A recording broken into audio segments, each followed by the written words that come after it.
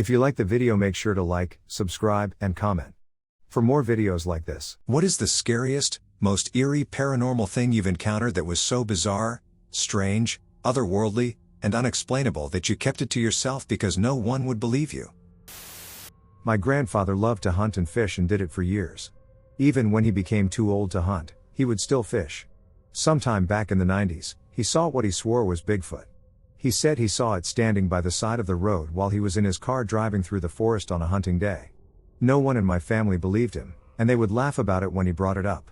They would say it was a bear or something, and he hunted bears, so it seems like he wouldn't mistake a bear for Bigfoot. Fast forward to sometime in the early 2000s, I went on a website where people could report Bigfoot sightings. Out of curiosity, I looked for sightings around my general area and saw that there were other sightings the same year and in the same location that my grandfather had been hunting in when he had his sighting. I told him about that and pulled up the website so he could see, since he didn't know how to just use a computer. He was so excited to see that and felt so validated that he wasn't the only person who saw it. So I was happy I could give him that after hearing him bring it up for years. I grew up way out on the coast of the PNW Mountains. There are endless back roads that sweep far back into the woods or out to coastal wetlands. We were being teenagers just driving around one night, and we took one of the back roads we'd never been down before. It was closer to the bay, so there were areas of wetlands and muddy bogs. My friend suddenly slammed on his brakes, and we all faced forward to see a huge low-crouched lizard-type thing. It was completely black, even with the headlights showing on it, and its stomach drug along the ground. When I say huge, I mean it. There was no way to drive around this thing as it took up the entire road from head to tail. I don't remember anyone saying anything. No one screamed or whispered anything. We were all choked in silence. Within a minute it slithered at an alarming pace off the road and into the water. My friend put his SUV in reverse and floored it out of there, deciding there was no way we were going down the road any further. No one believed us. We were not intoxicated with anything, none of us drank or smoked, and it wasn't until nearly 10 years later that my mom went out to visit my dad at a small fishing cannery he managed out in the same area. She would bring the dogs out there to swim, and out of the corner of her eye, she saw something huge and dark slump from the brush and trees into the water. She said a feeling of dread overtook her, and she started screaming for the dogs to get out of the water. I reminded her of what my friends and I saw when we were teenagers, and she believes us now. You truly never know what's lurking around the PNW coastal mountains. Nearly everyone I know has some paranormal story of something happening in those woods and hills. I know I saw a skinwalker, but no one believes me. So this all happened when I was 12. But I remember it like yesterday. I used to hang out with a girl named Lilith. Her house is right on the edge of the Appalachian Mountains. The woods behind her house stretched to the trail too. We had made our own little trail through the woods, marked with tree markers. One night around 9 p.m. we had decided to go on a walk by ourselves, which we never do, and about an hour into the walk, we started hearing something walking with us. We checked around us but shrugged it off since it's still the woods and there are animals everywhere. As we kept walking, we heard her mom yell to us. We usually could hear her if we were close to the house, but her mom never stepped foot in the woods. She swears that the woods would take her if she did. So we went to turn around and go back to the house, but then we both remembered we were an hour into the walk and nowhere near the house. We started walking back anyway, not wanting to stay in the woods anymore, especially since it was dark and we were now scared. We heard something running behind us, and we quickly checked, but there was nothing there. About half an hour into the walk back, we heard something walking with us again. This time we ignored it, and I think that made it mad. I was very alert now, paranoid and trying to pay attention to every little sound. As I was looking at the group, I noticed Lilith's feet stop walking, and I looked back at her. She looked terrified. I had asked her what was wrong with her walk. She said something about seeing someone in front of us, but I didn't fully pay attention. I just looked ahead and didn't see anything. I told her to stop trying to scare me, thinking she was just trying to freak me out. I was soon proven very wrong. About 10 minutes from her house, I heard her mum yell to us again, but it sounded wrong, like her mum but as if she were sick. The voice had a rasp in it and sounded like a radio broadcast. We started walking faster, but about 20 feet ahead of us, we finally saw what was messing with us. It ran across the trail quickly. I saw what it looked like, and I was terrified. It was tall, like 7 to 8 feet tall, inhumanly skinny, pale, and naked. Its arms hung low to its knees, and its fingers were lanky and bony, but it had no face. Its fingers had the space for eyes but didn't have them. We ran back and didn't tell anyone. She refuses to talk about it, and the people I've told refuse to believe me, saying I didn't know what I saw because I was young, but I know what I saw. I know it was real. A short yet terrifying account. I live in a bungalow, one-story building. My room is at the back of the house, and directly opposite is a window with blackout curtains. This incident occurred a few months ago, but at that time, I was experiencing difficulty sleeping due to stress. Anyway, I had just gotten home from college. I had had such an exhausting day, so I came into my room, removed my shoes and my socks, and lay down on my bed. Since it was still daylight when I entered my room, I didn't think to close my curtains. I woke up at some point during the dark and looked to my window, as I had fallen asleep by accident, to find a strange shape peering through. Now because I was tired, I had just assumed that I was seeing things, so I got up, put on my slippers, and went into the bathroom to splash some water into my face so I could see a little better. Once I had done this, I returned to my bed to look outside the window, only now the strange shape had moved slightly to the left toward the neighbor's garden. However, instead of it being odd-shaped, it now looks rather like a head. Now what makes this scarier is that it was solid. It wasn't transparent, it was like it was there. I knew it was facing me, although it had no facial features. I didn't think it could be human, as it didn't have ears, hair, or anything like that, yet I knew it was intelligent, as I could feel it looking at me with intent. My nan had come into my room checking in on me. I told her that I was fine, and she left me to my devices. For some reason, during this conversation with my nan, I had momentarily forgotten the immense fear I was in moments ago. I looked through the window only to find this creature vanish. This has creeped me out ever since, and yet I have no idea what it was, although on the other hand, whatever it was has not yet returned. I lived with my grandma. She was Italian, so she had one of those formal dining rooms with the chandelier, a buffet with a big mirror over it, a big table with a lace tablecloth, and the whole deal. One day I was in the living room, which sat parallel to the dining room. My grandma asked me to go upstairs and get her something. She was busy cooking. As I started going up the stairs, I had that eerie feeling of being watched. Goosebumps and all. I looked to the top of the stairs to see if something was up there. There was nothing. Just then something caught my eye down low. I looked into the mirror in that dining room from my vantage point on the steps and saw reflected in there an entire dinner party. The ladies were wearing floofy hoop dresses with updo hairstyles, and the men had on dressy suits. They were clanking silverware and laughing and talking. Holy crap, it scared me so bad. I screamed and shot up the stairs. My grandma came running, and I was huffing and puffing, trying to explain to her what happened. She walked me down to show me that nothing was there, and indeed, nothing was there, but for the rest of her life, about every 5 to 10 years or so, she would ask me to describe to her exactly what I saw that day. Strange encounter I had when I was 14. The year is 2014 summertime. I am 14 years old, and it is the school holidays. My group of friends and I would all get together and meet at our local church to hang out for the days, as this was our meeting spot, as it had a big open car park and steps, so it was a nice place to gather and hang out. My friends stopped the night at my house, and the next morning we called our friends on my mom's house phone to see if anyone was hanging out. My friends told us, "We're already out and we're at the church," so we said, "We're on our way." We began to walk from my house to the church, which was about a 15-minute walk. We got off the main road and took the gravel path that leads directly to the church. My friend and I finally arrived at the church, and our group of friends wasn't there. We were confused when our friends said they were at the church but weren't, so we checked everywhere from the car park to the steps, but they were nowhere to be found. The church was closed and the lights were off. As curious kids, I remember cupping my hands and putting them to the church glass window and looking into the main room where the lights were off and it was dark and closed. Then this is where things get really freaky. My friend and I both knew we would have to walk back to my mom's to use the house phone to call our friends to see where they are. We're at the church, and there's no sign of anyone or anything, no cars, no lights, and no one around when our friends said they were. So my friend and I begin to head back as we're frustrated, and just before we start walking back, from behind the church, we both hear a really beautiful, angelic, feminine voice make a very loud, lovely melody type sound. We both freeze, stare at each other, and start running up the gravel path as we are both scared.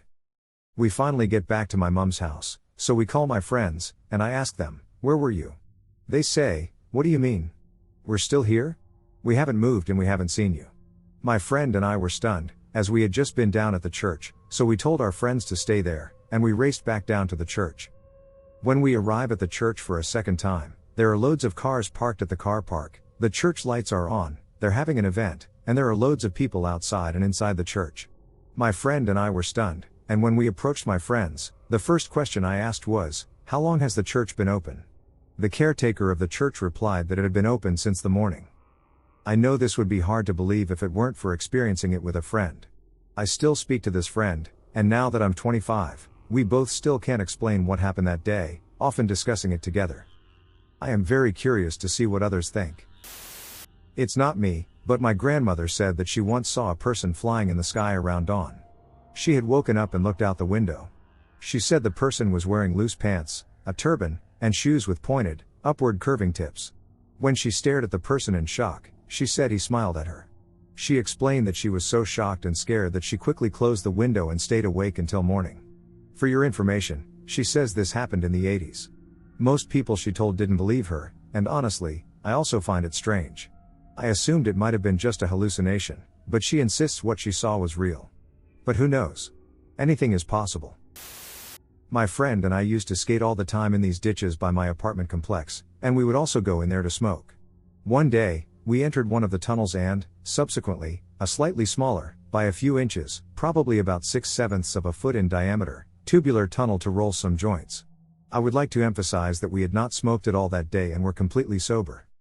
The way the acoustics in those ditches worked was such that you could hear someone approaching before they even got to the tunnel, especially because the floor of the ditch and all of the tunnels were littered with rocks of all sizes. There was absolutely no way to not make considerable noise, and we were professionals at keeping aware of our surroundings for anyone incoming at this point. There was enough light coming in that we could see outside, but we were far enough in that we wouldn't have been visible to anyone looking in. As we were sitting there, we saw the silhouette of a person's head and torso lean over and peek into the tunnel, and this being our stomping ground, we weren't scared initially and called out asking who it was, both of us pretty shocked that we had missed hearing their approach. The figure didn't answer and leaned back out. Then back in. Then back out. Then in one more time. It was at this point that my friend and I went quiet, just sort of short-circuiting. The figure leaned back out the third time, and that's when what I can only describe as a giant manhole cover or something else circular the exact diameter of the tunnel rolled over the opening, and the tunnel went pitch black. When the light went out, it felt like the air had completely stopped moving and there was total silence. In that instant, I felt a terror and panic rise in my chest that I have seldom felt before or since, which, again, strikes me as strange even today, because we ran into all kinds of nonsense down there and just met trouble without a second thought. We both held our breath because we were scared to make any sound. After what felt like an eternity, the cover rolled off and light came back in, followed closely by the silhouette of a big, black dog passing the opening, going out of the tunnel. And to go back to what I said about acoustics, this all happened with absolutely no sound. Total, complete silence. Not even birds or traffic outside. After the dog passed, we bolted out of the side tunnel and then through the main opening that was a few feet away, and there was nothing out there. Again, we didn't hear anything or anyone coming in or out and also didn't hear any sounds of any kind during the whole occurrence. The friend I was with confirmed afterward that he saw and felt all of the things I just described. This is my first time sharing this. It's something I will always remember. When I was around 16 years old, I lived within walking distance to one of my best friends. One day after school we were hanging out near her place in a local park. It's a quiet suburban area, so there are not many people around. It really feels like just us. We're talking about random things all afternoon until the sun starts to set. We decide to walk back to my place before it gets dark. I remember vividly the setting sun, the sun casting an orange glow over the entire scene. We're walking down a straight road, and ahead of us on the left there's a bus stop. We're not super close, but not super far either. We notice a dog hanging around the bus stop. Just kind of meandering about. I don't remember if we shared any words about it at this point, but in our heads we definitely had the intention of crossing paths with it to see if maybe it was lost or something. We can only see its silhouette due to the sun setting behind it, but it's a larger dog. Then as we got closer, we were both keeping eyes on the dog casually as we approached. About the distance where if you were to be speaking to a person, you would be raising your voice to be heard clearly. The dog all of a sudden stands up on two legs and turns into a person. A man. And he walked away around the corner into a side street before we could get close. It was a dog, and then it stood up and it was a man. I don't know how else to describe it. It was 100% a dog for over a minute or so as we were walking about. Hanging around a bus stop. Why would a man hang around a bus stop only to walk away as we approached? We both were shocked and looked at each other like, that was a dog, right? Yes. We both kind of laughed it off but still couldn't explain what we just saw. I think about this all the time. I'm older now, I've seen more things, I have more experience. Lots of things I didn't understand when I was a kid I can view through an adult lens now. But not this. I'm so scared of this stuff that I deny the existence of things I really have experienced. I have always felt a presence or presences in other people's houses. Once I was living with my surrogate father, and when I was going to sleep, it would feel like someone was sitting on the end of the couch and patting my leg. It was a comforting presence. I never said anything to my surrogate father about it. One day he says he needs to talk to me outside. I go out on the porch, and he tells me that something was touching his bed last night.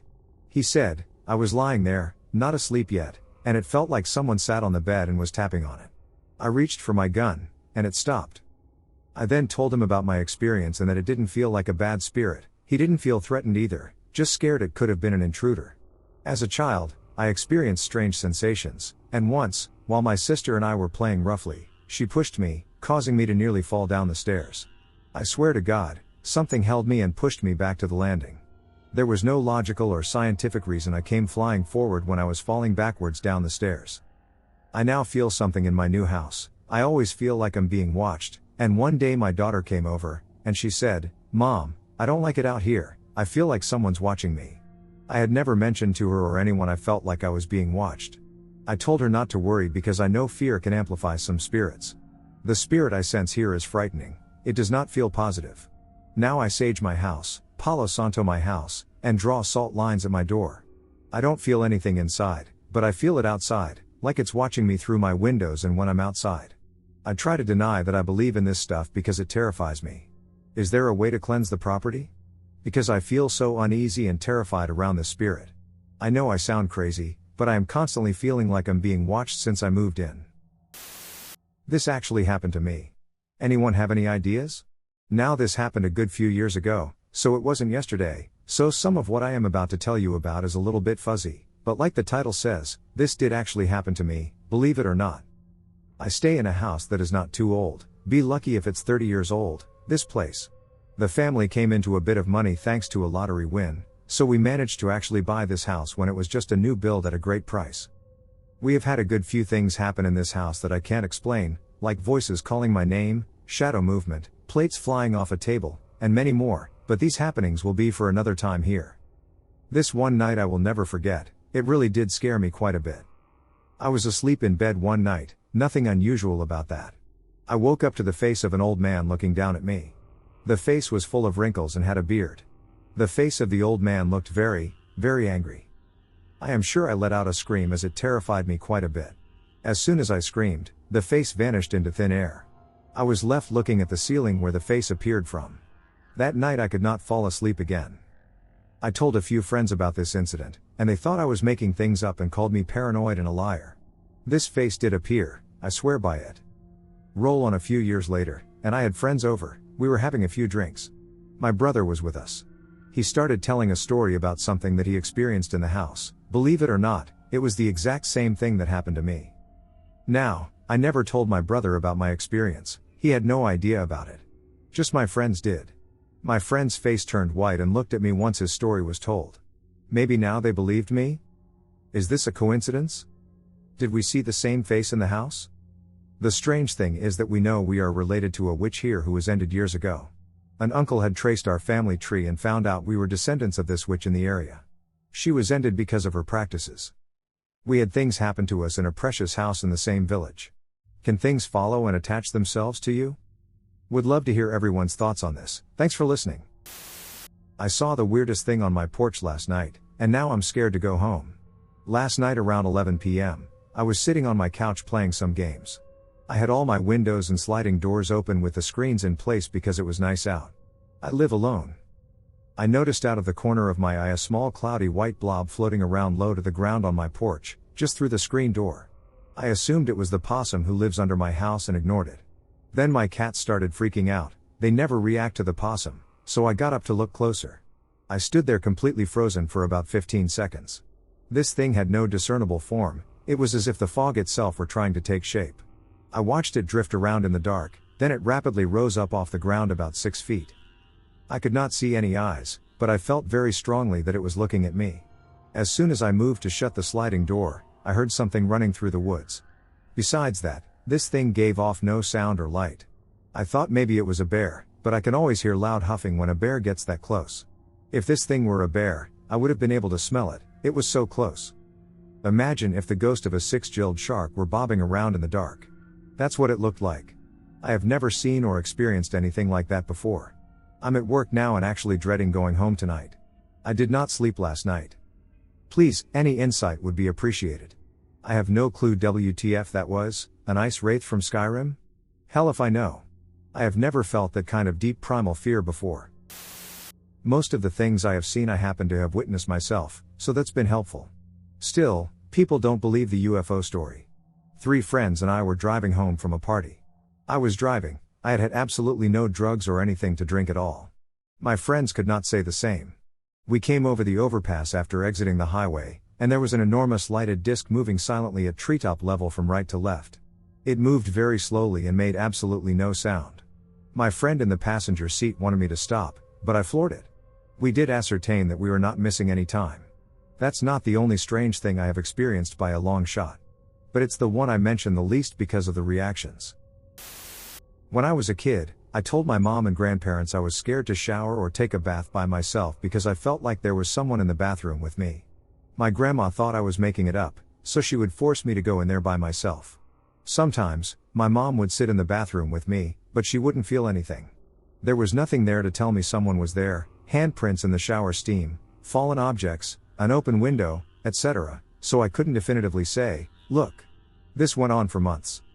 One night, my mom was working and my grandma refused to sit with me, so I had to shower by myself. I was terrified. I felt like someone was standing directly beside the tub waiting for me to get out. When I was done, I didn't even dry myself off, I just turned off the water and went to turn the lights off and leave. When I went to close the bathroom door, all of a sudden there was a shadow behind me. It was my height with ratty black hair and bright yellow eyes. I got startled and ran down the hallway, and whatever was there chased me. I ran into my bedroom and hid. I was so scared I started crying. My grandma asked what happened, and when I told her all she did was laugh and tell me to stop lying to her. When I told my mom the next day, she got worried. When she asked my grandma if that's what happened, my grandma told her I was just making up stories and that she needed to stop indulging me. About a month later, my grandparents went on a vacation, so it was just my mom and I at home. We were in the living room watching late-night TV. Before bed, my mom got up to use the bathroom in the house and ended up seeing the same entity. This time, she saw it under the bathroom lights. It was a filthy little girl with matted hair, sharp teeth, and yellow eyes. She was crouched on top of the closed toilet just staring at her. My mom screamed louder than I'd ever heard her scream and slammed the door shut. She froze, then opened the door again. There was no one there. There's no way to get into or out of that bathroom except through that door. My mom told my grandma what happened, and she still didn't believe her. One weird thing about that is that it was an entirely different bathroom in the house than the one I had originally seen the girl/the entity in. Why my mom would have seen it, I don't know. The strangest thing is that no children have ever lived in that house besides my mom and my aunt, both still living, my cousin, and me. Only one family owned it before mine did. Before that, it was just an empty lot. This happened when I was around the 5th or 6th grade, so 10-11 years old, and to this day, my grandma still doesn't believe we saw anything. It came at night. My grandma, who has now passed, was the most amazing woman I have ever known. I know this gets said often, we all believe our grandparents to be amazing. My grandma was the most loving, kind-hearted, open-minded, religious and upright woman. She raised 3 children and was the wife of a World War II vet who had lost both his legs, so she was also his carer. She had his hospital bed set up in the living room next to the big picture window so he could see outside and look at their 30 acres of property. She slept in the bedroom right next to him so she could hear him, and if he needed anything, he would ring his little bell. Her mother passed away, and soon after she started to receive visits from her at night. She decided to tell my dad about this, who is also a man of faith. He asked her, what happens when she visits? She replied, well, we just talk. He asked, what do you talk about? And she replied, about anything and everything. We just talk, he said. Well, next time she visits, ask her, in Jesus' name, who are you? And she agreed. Not too long later, my grandma was lying in her bed, and her mother came in her room to visit. She was standing at the end of the bed, and they had their talk, and when they were finished for the night, my grandma said, oh, by the way, I am supposed to ask you, in Jesus' name, who are you? Then, What she thought was her mother transformed into something else and said devil and disappeared. If she were still alive, I know she would have wanted me to share this experience with others, so this is for her. Something was watching me. I live in Virginia, and there's an Appalachian Trail about 10 to 20 minutes away. When I was in 3rd grade, I had to go to a landmark somewhere in Virginia for a history project, and I got assigned the Appalachian Trail. I didn't mind, my aunt and uncle live there, and I love to visit. The first time, my mom and I got the location mixed up. We went somewhere similar but not quite there. Throughout the entire experience, I felt uneasy. I have anxiety, so I dismissed it as a normal reaction. We came back again the next day, this time to the actual trail. My mom and I hiked about 8 miles up and 8 miles back. The entire time, I was terrified. My mom knew something was up, but I didn't say anything, so we continued. Something was watching me, and I could feel it. A few years later, I went to my aunt and uncle's house. My entire family was there, so I left to decompress. I heard what sounded like a scream about 5 minutes later. I just brushed it off. They'd seen plenty of mountain lions in the area, and it sounded very far away. About 3 minutes later, I heard one of the dogs begin barking. They bark and play all the time, so again, I just ignored it. Then my dog ran past me. She wasn't playing, she didn't have a ball in her mouth or a dead animal or anything. She just ran. By now, my hands were shaking. I began jogging back to the house, fast enough to not stay in the woods for long but slow enough that I could just say I wanted to run. I saw something from the corner of my eye, a tall, thin creature with thin limbs and big black eyes. It felt like I couldn't breathe, my heart pounding loud enough that I was sure the thing could hear it. I took off towards the house. By the time I got there, I was crying. I explained it to my sister, who believed me immediately. We'd never lied to each other, and I had no reason to. I hate crying, and she knows this and knows that I wouldn't fake cry just to prank someone. I don't know what it was, but I've heard similar stories from here, so I want to ask, what did I see? I moved into an old farmhouse that was built in the 1860s. The original bar was still intact, and it used to be a public bar until about 1890. The rest of the house was built around the bar, the latest additions being in the 1930s. I had been warned by the people who lived there that the house was extremely haunted. I took it lightly. I believed in hauntings, but nothing like the things I experienced in this house. My first night there, my girlfriend at the time was with me. I had all of my clothes in trash bags, and my bed wasn't moved in yet, so we slept on the floor. About 5 or 10 minutes after we turned out the lights, we heard rustling in the trash bags. My girlfriend immediately said, "What was that?" It then stopped for about 5 seconds, then all of the bags started shaking like crazy. I jumped up and turned on the light, and my clothes were all over the room. My girlfriend was freaking out. I remember being panicked, and the first thing I said was, "It must have been rats." My girlfriend said, "What ducking rats throw clothes all over the place?" Another time, she went out in the middle of the night for a cigarette. I was fast asleep, and all of a sudden my phone was ringing, and she was calling. She was freaked out and said she was sitting outside the door, and she heard the deadbolt lock behind her. Then she heard a girl screaming behind the water tower on the property. I came and unlocked the door. It was the door in the bar room. No one was downstairs, and no one ever locked that door. My closet door and my cabinet drawers in my room used to open on their own. My roommates had the same issue. An old man's cough could be heard randomly throughout the house, as well as very clear footsteps upstairs when no one else was home. One time I put a hot pocket in the microwave. I walked out of the kitchen, and when I heard the microwave, I went back in the kitchen, and every single cabinet door, every drawer, and the refrigerator and freezer were all wide open. This happened on more than one occasion. There's so much more, but I'll leave it at those stories for now. I moved out after 2.5 months. Every single day has strange and scary moments in that house. My roommates made it a few more months than I did. The place was terrifying, and it never let up. After we all moved out, no one ever moved in. It's still abandoned, and that was about 14 years ago. When I was younger, I was staying at a friend's house with my sister. We were sharing a bed. The bed was against the window, and there was a tree outside the window that cast all sorts of shadows into the room. Anyways, everyone was long past asleep when I woke up suddenly in the middle of the night. Back then I was a pretty heavy sleeper, so it was definitely not my norm, but I could easily chalk it up to sleeping in a different place. I was about to go back to sleep when I saw the shadows ripple. It wasn't exactly the shadows themselves moving, but rather like I was seeing them through a layer of water. I just lay there for a while, not fully comprehending what I was seeing, when all of a sudden I felt something grab my ankle. I was violently dragged backwards towards the edge of the bed. I was desperately clinging to the wadded up bedding while the lower half of me was being held in the air. I tried to yell for my sister, who lay in the bed undisturbed, but no sound left my lips. I was terrified. I dangled there for what seemed like hours, but also just seconds, trying to get my sister to hear my mute screams, when suddenly I was let go. As soon as my feet hit the carpeted floor, I felt the terror drain from me like exhaling a giant whoosh of air. I lay there for a few seconds, half on and half off the bed, not really understanding what had transpired. Then I did the weirdest thing. I simply crawled back into my spot and went straight back to sleep like nothing happened. I woke up the next morning instantly recalling the incident.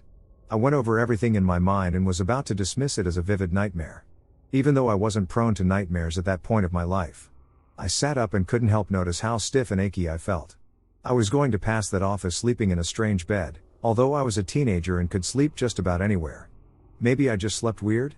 Then I threw back my blankets, and that's when I noticed it. I had bruising around my ankle and up and down my legs. They had no real distinguishing patterns, and I bruise extremely easily. Could I have just got these bruises from running wild, adventuring in the woods like I tended to do at the time? I am someone who, to this day, wakes up with bruises. I have no clue about the origin. Could that be the case here? Of course, the more I thought about it, the more questions came to mind. If it all happened, how could my sister's sleep not be disturbed? Why was I unable to call out to her? After such an incident, how was I able to go back to sleep rather than running screaming out of the room?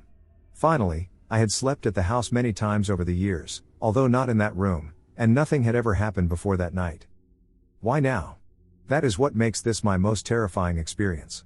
I don't know if it actually happened or if it was all a nightmare that my subconscious conjured up. There are so many unanswered questions. It's been over 20 years, and I still am unable to make sense of the incident. Nobody believed me until now. Good morning, everyone. I have always been really in tune with spirit and knowing when there are other presences around me, which brings me to my story/question. My grandmother's house was always one that was warm, inviting and full of nothing but love and wonderful memories. However, the upper level of that house always gave me the worst feeling. I was actually afraid and refused to go up there. There were a couple times where I had no choice and had to go up there to get stuff for my grandma, and I can't explain the sinister feelings I got. My hands are sweating as I'm typing this thinking about it. She's in a senior living home now, and my dad just got a text from the new owners asking if doors ever open or shut on their own on the upper level of the house. They said there have been several times where doors have opened when they were closed completely, not just ajar, and most recently, they've been closing softly on their own but with a click. The kind that only happens when you gently pull a door all the way shut. Nobody ever believed me when I said there was something creepy about the upstairs, but now they do. So my question is this: for a house that has no negative backstory and hasn't had anything bad happen in the home, where do negative feelings and clearly haunted vibes come from? Most terrifying moment of my life. This is a true story. It genuinely scared the hell out of me and still does. I was around 15 at the time. I used to sleep with the door open, and we usually left the hall light on at night. One night, I suddenly woke up and looked at my doorway, where I saw a woman standing. I can't remember exactly what she was wearing, but I remember she had blonde hair, yet the face was blurry and hard to make out. At that time, I was living with my grandma, so I thought she might be checking on me, and I called out, "Nana," but there was no response. I called out a second time, but it was still just standing there watching me. I called out a third time, this time louder, because I didn't understand why the person I thought was my grandma couldn't hear me. It then turns and walks into the other room. At this point, I was extremely freaked out, but I still believed it was my grandma, so I got up, walked into the room she had entered, and found the light off and the room empty. When I tell you I sprinted to my grandma's room, I mean it. Sure enough, my grandma was still in bed. I start crying uncontrollably, and my grandma comforts me and tries to tell me that it was a good spirit. Mind you, I don't have sleep paralysis, and I was fully able to move the whole encounter. I'm 30, and it still bothers me. My grandma and I ghost hunt together regularly now, but I have yet to ever have anything like that happen since. Just wanted to share. Does anyone else have a similar story? I saw somebody in my backyard. Nobody believed me until my little sisters saw the exact same thing years later.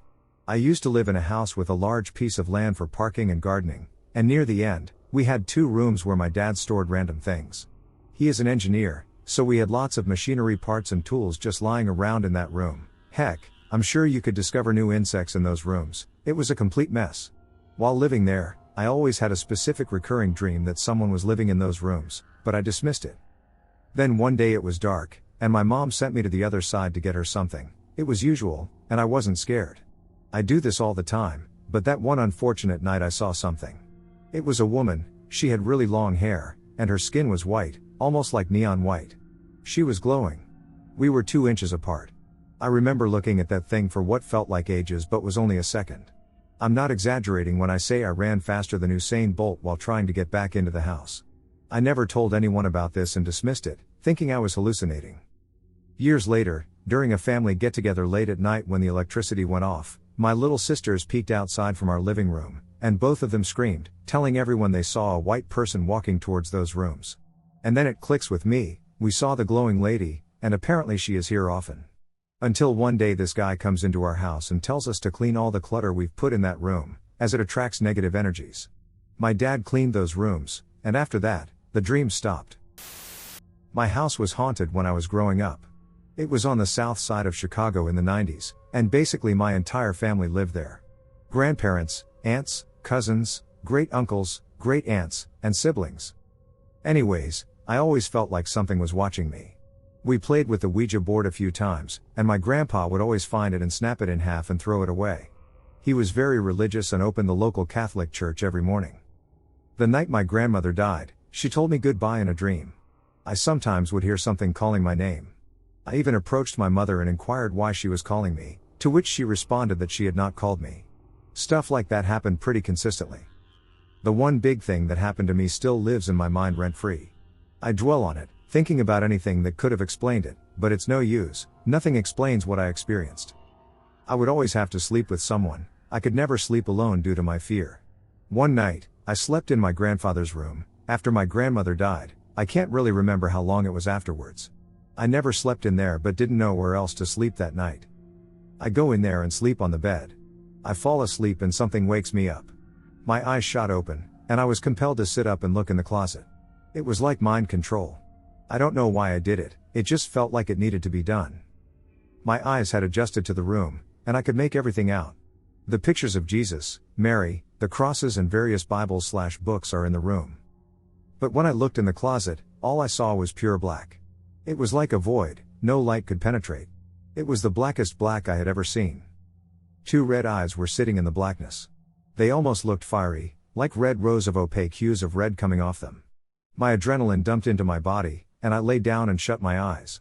I don't know how long I pretended to sleep, but it felt like forever. My next memory is of waking up to find the entire house empty, realizing I had been sleeping there with that thing for several hours. This happened years ago, and it still freaks me out. This is not something I am looking for advice on. It has been in my mind for so long and freaks me out whenever I think about it. Several years ago, I was hanging out with 4 friends of mine at Elle's house. It was getting late, and suddenly someone had the idea to go to the backyard and play flashlight tag/hide and seek. Everything started out fine. We were laughing and joking with each other. Then it was my turn to seek. For context, Elle's backyard is shaped like a rectangle. Her back porch sits on the top of the width. In the bottom corners there is a greenhouse on one side and a trampoline in the other. I closed my eyes, counted to some number, and then I went to look. Em was lying on top of the trampoline due to the fact that she didn't want to play in this round. I looked under the trampoline and found her crouched in the corner by the fence. To find him, I said, "I found you, you can come up now." I said this as I was standing up, and when I didn't get a reply, I bent down again to find no one was there. This freaked me out. I then quickly went to find everyone behind the greenhouse, including who was on the far side. This situation meant that he couldn't have been under the trampoline, as there was no way he could have moved around this quickly. Along with this, he isn't the kind of person to play tricks like this.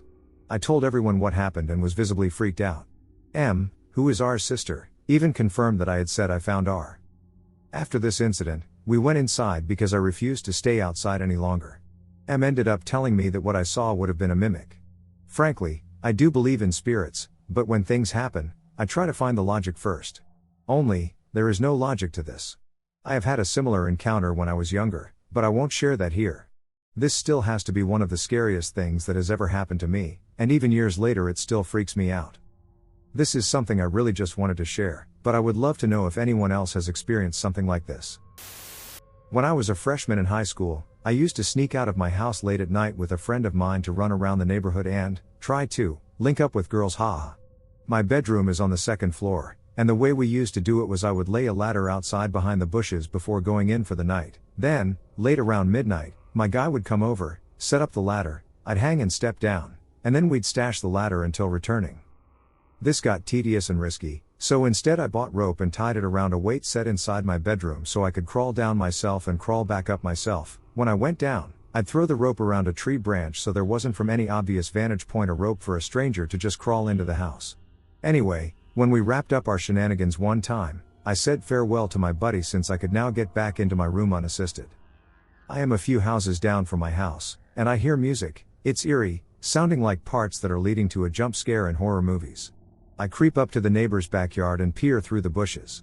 There are maybe 15 people there, all wearing costumes of varying sorts. It is not near Halloween at all, so I'm kind of just watching for a sec, intrigued. Then I noticed that someone across their lawn was locking eyes my way, and I was like, oh shxd. I frantically leapt to dip home. It's just 2 houses away. I throw the rope down and start climbing up to my room and get my hands on the windowsill and start to pull myself through when I get a cramp and have to just hang for a sec. I realize I need to muscle it out, so I get myself up and pull myself through the window, and as I turn around, those same people from the backyard are all staring at me deadpan, motionless, hands hanging at their sides, no expression, no commentary, just looking at me. I'm waiting for something normal or natural like hey. Or were you spying on us? Or something. But nothing. We stared at each other in silence for probably a minute, but it felt like an eternity. Eventually, I just closed my window and blinds and wondered what had just transpired. My adrenaline spiked so I can't sleep, but I had to eventually put my window screen back in or my parents might conclude I was sneaking out. I opened my blinds and window to put the screen back, and to my shock, not a single one of those creeps had moved an inch. Still staring. I didn't get the chills the first time because it'd be a natural response to chase down a stranger that was in your business, but this time my hair stood straight up, chills ran down my spine, and I slammed my window back shut. It had been at least an hour between seeing them the first and last time. I shook there alone in my bed until I passed out. Without any rational explanation, I attributed the experience to a type of hallucination. I was not on drugs. Like, this happened so quickly, there's no way those people all conspired to be statues for over an hour just to be freaky. Whatever happened, it was unexplainable. I didn't even tell this to the friend I snuck out with. Just crazy lol. When I was 11 or 12, I was playing the Ouija board with my best friend at her house. There were no other people home, no pets. We had been in a phase of using the Ouija board for a few months and were always successful at talking to someone. The things it said did not seem to be caused by one of us. I trusted her very much, and we had been best friends since we were in kindergarten. On this day we were asking the spirit ways they could prove their presence. We asked it if it could make something disappear, and it said yes. We put a cookie in the middle of the kitchen table, went back into the living room, and asked it to take the cookie. When we went into the kitchen, the cookie was gone. My friend never left my sight this whole time. We were so freaked out that we ran out of the house. We eventually got the courage to go back inside, and we got back on the Ouija board and asked to connect with the same spirit. We asked it to do it again, and we repeated the process. Again, no one else was home, and my friend never left my sight. It worked again. A few days later we invited another friend from the neighborhood to do it again and have another witness.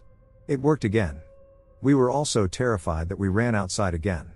The other friend never went back to my best friend's house ever again. We stopped playing with the Ouija board after that. I have never told anyone else about this because I know no one would believe it. But it is 100% true, and I never touched a Ouija board ever again. We had one in our house that belonged to my older sister, and I begged my parents to get rid of it, and they did. I'm not sure what they did with it. It was not the same one that my friends and I used. When my sister was older and moved out, I got her, bigger, bedroom. I was always so freaked out by the closet, where she used to keep the board. There was always an oppressive feeling in the room. I'll never let my kids use a Ouija board. I swear on my life this was real. My best friend and I used to ride horses in a park area in the hills, near our home. One day, we found ourselves returning home a bit later than usual. My horse became spooked and wouldn't continue home. We decided to get off and walk the rest of the way, pulling the horses with a lead rope. We walked past the tree line, and we came upon 3 people in radiation suits carrying instruments. The people were blocking the only way out. So we continued forward. The really strange thing was, the closer we got, the further the people walked backward away from us. We finally got on the horse and got out of there as fast as we could. I always wondered what they were doing. They weren't spraying anything. I've been thinking about sharing this story for a while now, but I am worried about not being able to explain it well enough or no one believing me. I used to be very frightened about this, but now that I am older, I'm curious if anyone else has had an experience like mine. This took place around 16 years ago, before I moved to Norway. I lived in Southern California, where I was born and raised and where the incident took place. I am not exactly sure if I was 16 or 17 years old at the time, but it was somewhere around there. I am close with my mom and my grandma, and we lived together at this time.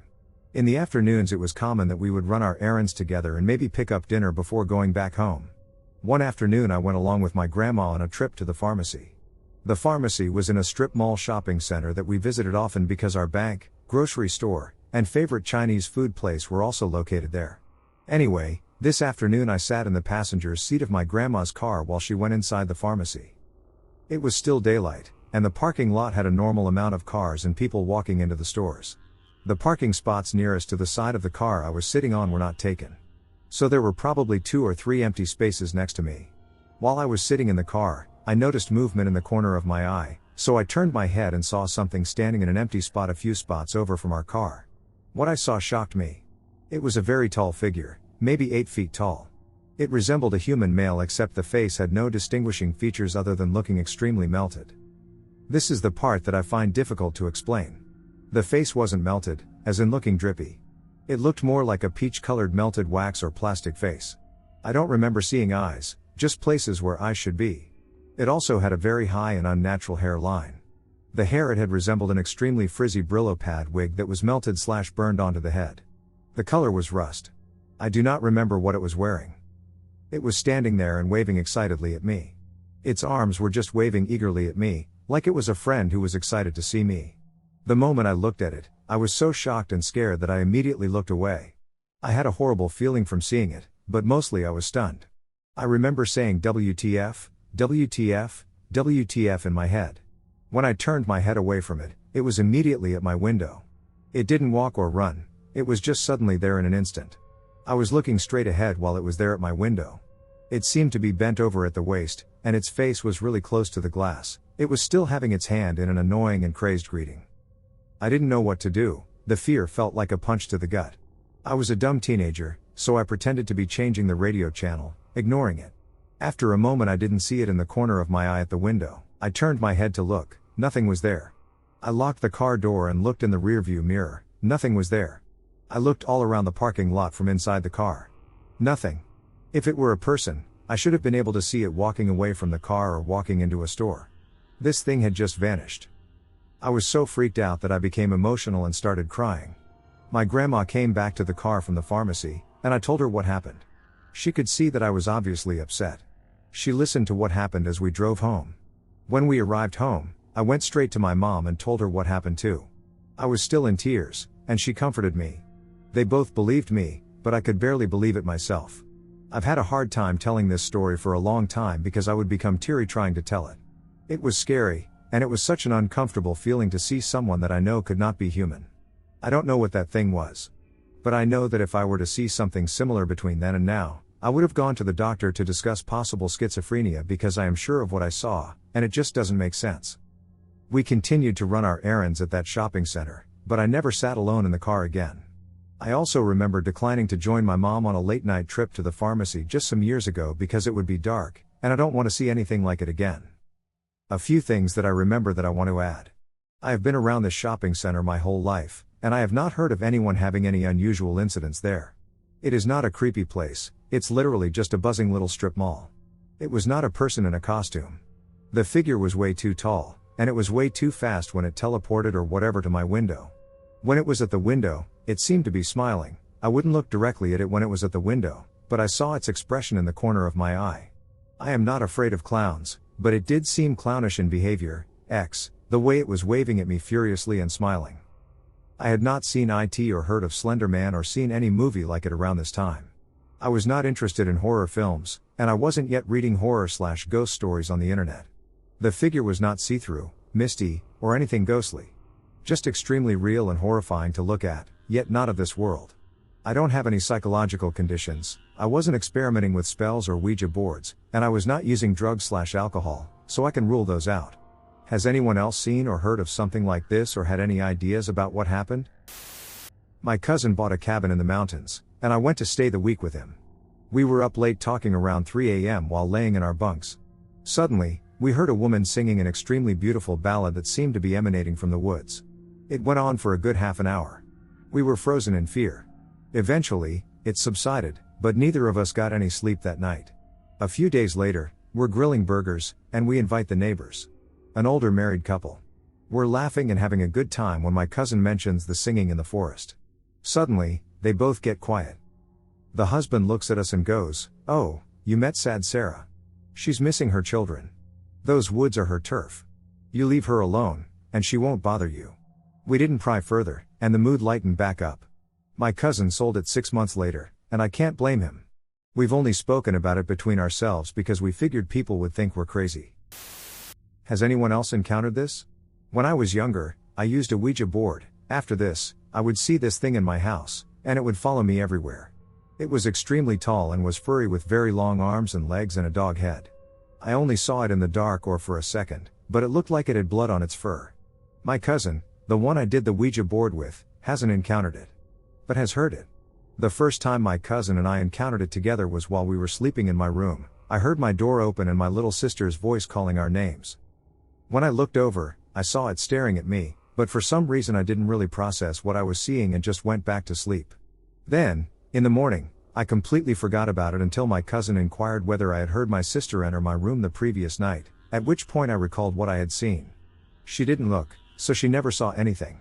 We have also had many times when we heard it saying our names and our family members' voices. One time, it was coming from outside our gate in our backyard. Initially, I thought it was just a coincidence that someone with the same name as me was being called by their parents or someone else. Then it gets louder, and I look at my cousin, and she seems to hear it too. So I asked her, and she replied that it sounded like my sister was saying her name instead of mine. I decided to run inside with her, and as soon as we did, we heard a sound that resembled both a laugh and a growl at the same time. We were home alone at this point. It was the most terrifying day ever. What was this thing? So, I live right behind my parents' house in an apartment with my husband and 10-month-old puppy. We live surrounded by woods and farmland. Tonight, I had arguably the weirdest experience that I've ever had in my entire life. My husband is currently out of town, and so is my father, so I was watching TV with my mom at their house. It was getting late, so I picked up my puppy to take him back to the apartment so we could go to sleep. It was pitch black outside, but our apartment is situated only 50 feet away from the main house. Since I was holding the puppy with both arms, I couldn't put on my phone flashlight to see. I could only see by the moonlight. As I was walking up the slight hill to get to the apartment, all of a sudden, my dog started going crazy in my arms. He usually does bark at wild animals, so I assumed it was that at first. However, he began to stare into the darkness, bark, and attempt to squirm out of my arms really crazily, as if he were trying to escape me so he could run and defend me from whatever he sensed. I held him tight and tried to calm him down. I figured it was an animal he was barking at, but since my husband and dad are out of town, it was dark, and I was by myself, it freaked me out. As I looked into the distance, from what I could see, to try and make out what he was barking at, all of a sudden, I saw this pale orange, square-like glowing figure near my dad's burn pile. My puppy was getting more and more riled up the closer we got as we made our way to the apartment front door. As I looked at this figure, trying to make sense of what I saw, all of the hair on my body stood straight up, and chills ran down my body from head to toe. As I began sprinting to get into the apartment, I continued to look at it, and it seemed to disappear into thin air. It almost looked like a box-shaped scarecrow with arm-like appendages but no head, eyes, etc., just a squarish thing seeming to stand there. Part of me thinks maybe I am crazy and just imagined it. The weird part is, there are no objects or lights that could have possibly reached that far to cause some kind of reflection. It was literally pitch black, but I could clearly see the glow from whatever that thing was. I even called my mom and had her look out the window in that exact spot with the same indoor lights that were on when I left, and she saw absolutely nothing. I have never experienced anything like this before. Apparently, several months ago, my dad and our neighbor said that they also saw a glowing square-shaped thing deeper in the woods. However, the one that they saw was green. Has anyone else ever experienced anything like this before? Please tell me I'm not crazy. Grew up in an old Victorian-style house with high ceilings, stained glass windows on most doors, a long hallway, etc. It was old by Australian standards. My bedroom was at the end of the house, next to the kitchen. Way down the other end of the hallway was the doorway to a lounge room. My sister and I never liked this room from the moment we moved in. One night I left my room to go to the kitchen. I looked down the long hallway, and there was a pale, old lady standing in the doorway to the lounge room wearing clothes from the 40s or 50s. Despite it being dark, she seemed to kind of glow. I could see everything about her clearly. Her clothes, her face, her hair. She just stood in the doorframe sternly looking at me. Her hands were holding each other in front of her. I froze at the other end of the hall. We just stared at each other for about 30 seconds until I decided, ducked the kitchen, and went back to my room. I slept with the light on that night. Nobody believed me at first. But over the years every single member of my family has a paranormal story about that house, and I felt vindicated. I encountered a weird and unusual entity and would like to know what it is. I've been experiencing hauntings, as far as I know, since I was 12 to 13. My cousins said that we experienced more as kids, but I have none that I remember. I have encountered 2 shadow people, 2 spirits of little girls, an older woman, a middle-aged male doctor, a trickster spirit, which I suspect is a demon, and a middle-aged male who resembles a journalist. Now all of them were figured out at different times. The trickster and one of the shadow people, a shadow hat man, have been around since I was 12. The older woman and the journalist have been around since I was 14, and all of the rest are newly found ones. I'm 20 now. I became friends with a very diverse group of people. One was an empath and a medium, and the other was spiritually open. These 2 specifically, I was on the phone with, and we were doing a spirit box session. We had just helped a little girl, at this moment I cannot remember her name for the life of me, pass through to heaven. We were hearing hissing and screams, and it was very eerie, especially because it was taking place in my old room. This happened in, I believe, the August to September area before I ended up on the street. The word doctor comes through, and my friend nods and acknowledges that she is seeing a doctor. She then said, "He isn't happy that I can see him," and at that moment, I began to feel a sensation as if someone were using a scalpel to cut from behind my ear, along my neck, and up towards the area above my ear. That's how I met him. It was a fun moment. Then she pointed out that she was seeing 2 little girls near me where my kitten was purring. The last one was a shadow man that I saw as I put my head down when the pain was still spiking. Now here is where the confusion and concern come from. I am not unsettled by any of these spirits. Yes, the doctor hurts, but he doesn't scare me. We continued to talk to the spirits when the phone connection completely cut. We get back on the phone, and we're all sitting here like, what the actual heck is going on? But my friend jumps as if something lunged at her. We were asking what was going on when she said to turn the box off so we could actually talk. I had turned it off, and she said she had seen a shadow figure, but it wasn't a black mass like normal shadow people. It was all white, a fluorescent kind of white, with almost neon blue eyes. I had noticed white at one point but ignored it, and so it vanished. I asked her where the figure was, and she explained that she had seen it crawling on the wall before it jumped towards the phone and disappeared midair. Please, can someone tell me what the heck that is? As a young child, I had awoken in the middle of the night very thirsty. I got out of bed and proceeded to walk to the kitchen to get a drink. I saw that there was an illuminated circle of light on the floor, however, all the lights were off, and everything else was quite dark. Being raised in a very Christian home and being only 6 or 7 at the time, I legit thought Jesus was coming. So I stepped into the circle. Nothing happened, and I really needed that water, so I decided to get it. When I looked up to head to the kitchen, I caught a glimpse of movement from the corner of said area. I kept looking because something felt very off about that movement. It moved again, and I saw that it was a very large inky black figure. It literally wore darkness. The shadows were like wispy smoke that clung to it. I stayed just inside the edge of that illuminated circle and screamed at the top of my itty-bitty lungs. This awakens Mum and Dad. The figure faded very fast after I began screaming and was gone entirely by the time my parents reached me about 5 seconds later. My most terrifying real-life experience. I've never really told this story online because every time I think about it, I get the same uneasy feeling I had that night. This happened about 6 years ago when I was coming back home from a friend's house. It was late, somewhere around 1 a.m., and I decided to take a shortcut through a quiet road that passed near a large field. I had walked that route dozens of times before, so I wasn't worried about it. The night was unusually silent. There were no cars, no dogs barking, not even the sound of insects. About halfway down the road, I noticed someone standing near the edge of the field. At first, I assumed it was just another person walking home. But as I got closer, I realized they weren't moving at all. They were just standing there, facing in my direction. Something about it felt wrong. I couldn't make out any details because it was dark, but I could tell the figure was unusually tall. I kept walking, trying not to stare. When I finally passed the spot where I had seen it, I glanced over. The figure was gone. I immediately stopped and looked around. There was nowhere it could have disappeared to in just a few seconds. The field was open for hundreds of feet, and there were no trees or buildings nearby.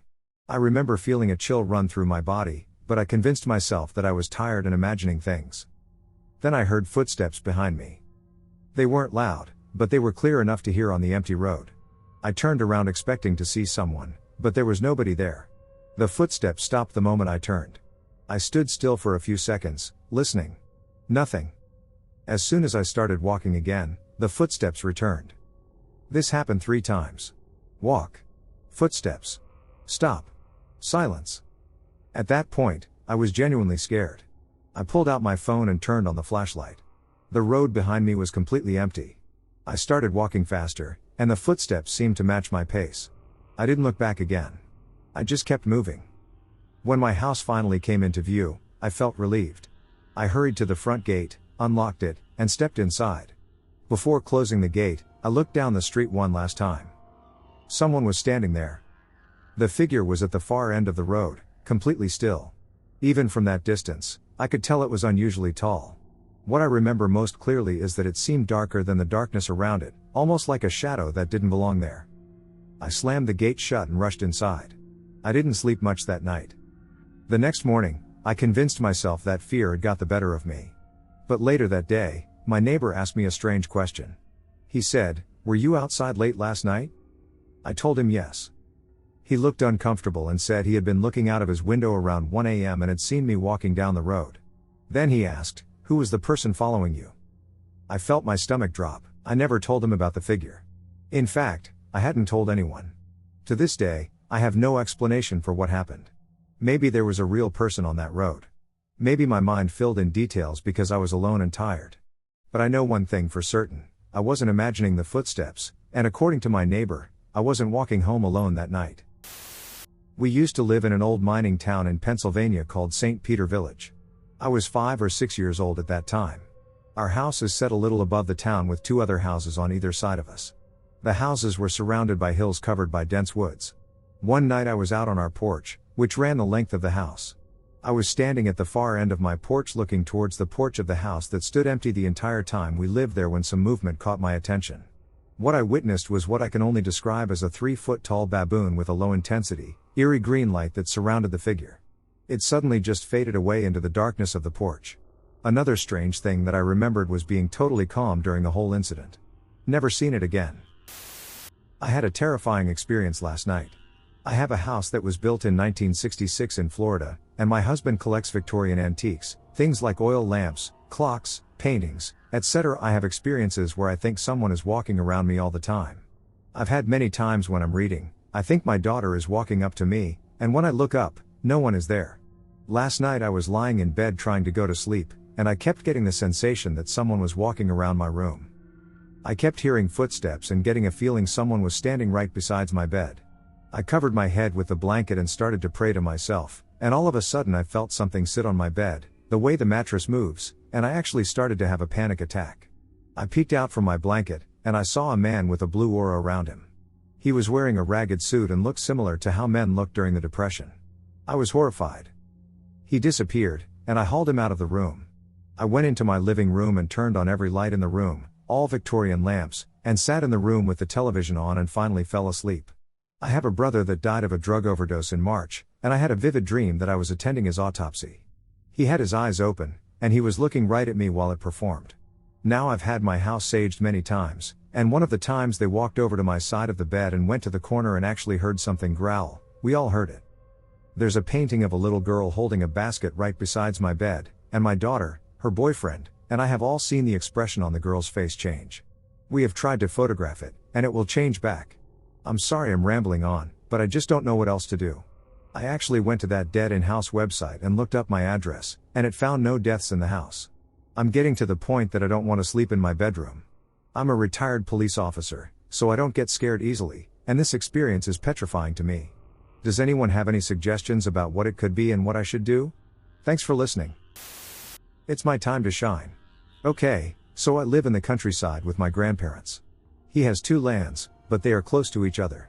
The place is surrounded by trees, coffee trees, etc. The point is, there's a path in the middle of the land, so I was there collecting oranges, all nice and neat. I was alone when I was on my way back home. Suddenly the path disappeared. I was like, So I started looking around confused, but then I just started walking down. I didn't have my phone with me, just my watch. It passed 1 hour, I had been walking down for 1 hour, and I couldn't find the house or the path, so I cried. I was so damn scared, but then I saw a blue thing, and I saw the fence, so I walked along it until I saw the gate. The strange thing? The gate is the one at the front of the property, and I kept walking in the opposite direction. This happened to me when I was about 5 or 6, and I still think about it often. We used to walk down the road to a park near our house. It was one of those long, hot summer days. The kind where the air feels thick and damp, and your shirt sticks to your back 5 minutes after you step outside. The sun would bake the pavement, and everything shimmered a little in the heat. At the park there was this massive hill. In winter, kids would sled down it. In summer, though, it was brutal. You couldn't just walk straight up because it was too steep. There was this narrow, winding dirt path that cut east to west across the face of it. Dusty, uneven, roots sticking out everywhere. The woods along the sides offered shade, and that shade felt amazing compared to the sun beating down on you. But climbing it in humid heat? It felt twice as steep. My brother is 7 years older than me, so he'd always walk ahead like he owned the place. That day we were heading back down the hill, weaving along the path. I remember the cicadas buzzing. The smell of dried dirt and warm leaves. As we were walking, I got this feeling. You know that feeling when your body knows something before your brain does? The sense that you're being watched. I kept glancing over my shoulder. Nothing. Just trees. Just shadows. My brother kept walking ahead, not paying attention to me at all. But the feeling didn't go away. It got heavier. I heard something behind me. Not loud. Just the soft sound of something moving through brush. I turned around fully this time. It was standing there. A mountain lion. About 10 feet away from me. Close enough that I could see how still it was. Its body is low. Its tail flicking slightly. Its eyes locked on me. I froze. I didn't even process what I was seeing at first. It was too big. Too real. Then my brain caught up, and I just screamed, "Lion." The cat sort of bounced back, almost startled by my scream. In 2 quick movements it disappeared uphill into the trees. Silent. Like it had never been there. My brother spun around and asked what was wrong. I told him. He said he didn't see anything. Maybe he heard something, but he didn't believe me. He thought I was imagining it. But I know what I saw. Looking back, I don't think it was about to attack me. It didn't lunge. It didn't growl. It felt more like it had been following us. I didn't walk up that hill again for years. Not until I was an adult. My paranormal experience that I had when I was a kid. I've always been a believer in the paranormal. Even before this event, I wanted to share my story to see if anyone else had the same experience as me. This incident happened back in an old house of mine. For context, I was asleep in the living room on the couch, and on the right side of the room was a window with the blinds down. This is very important to the story. I had woken up all of a sudden, and when I looked at the time, it was 3 a.m. I made every effort to return to sleep due to the trend of watching frightening videos at 3 a.m. that was prevalent at the time.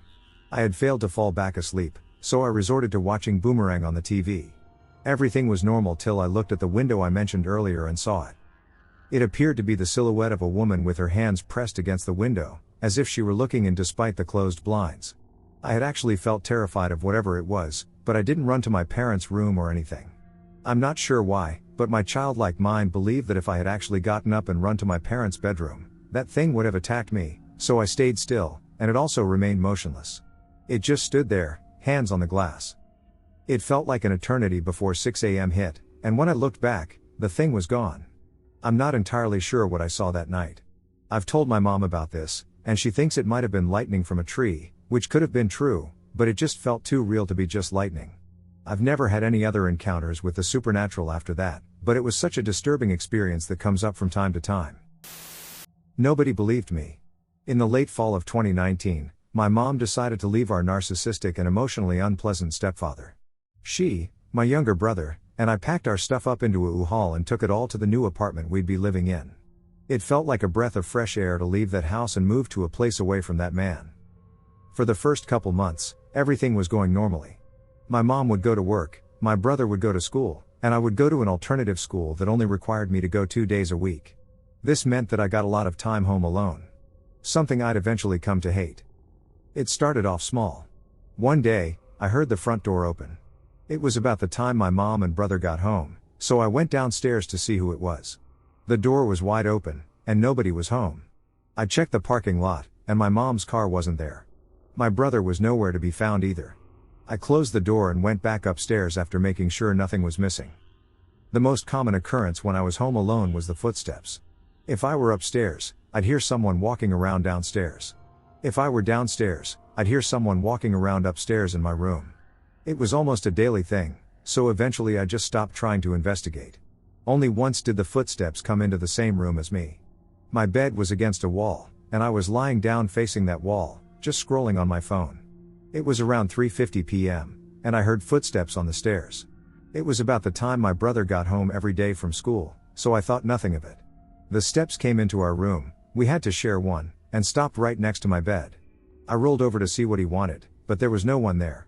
A few minutes after that, I heard my brother open and close the front door and start up the stairs. It couldn't have been him the first time. The situation worsened significantly on one particular night. Everyone in the house was sleeping except for me. As I was lying in bed, my eyes were drawn to the far corner of my room, right next to my bedroom door. I don't really know a good way to describe it apart from saying it was too dark in that corner. It felt as if there was a black hole in that corner of the room. Every time I looked into that corner, I nearly had a panic attack. But I managed to pull my eyes away several times, only to have them drawn back to the same spot. There were voices too. They were all whispering indistinctly, but they sounded angry and hateful. It was the most terrifying night of my life. I think the worst part is that nobody believed me. I got the classic response that it was just the house setting. Some people suggested that the noises were simply caused by the pipes. It doesn't matter anyway. Shortly after, my mom, brother, and I left and moved into another house, not for ghost-related reasons lol.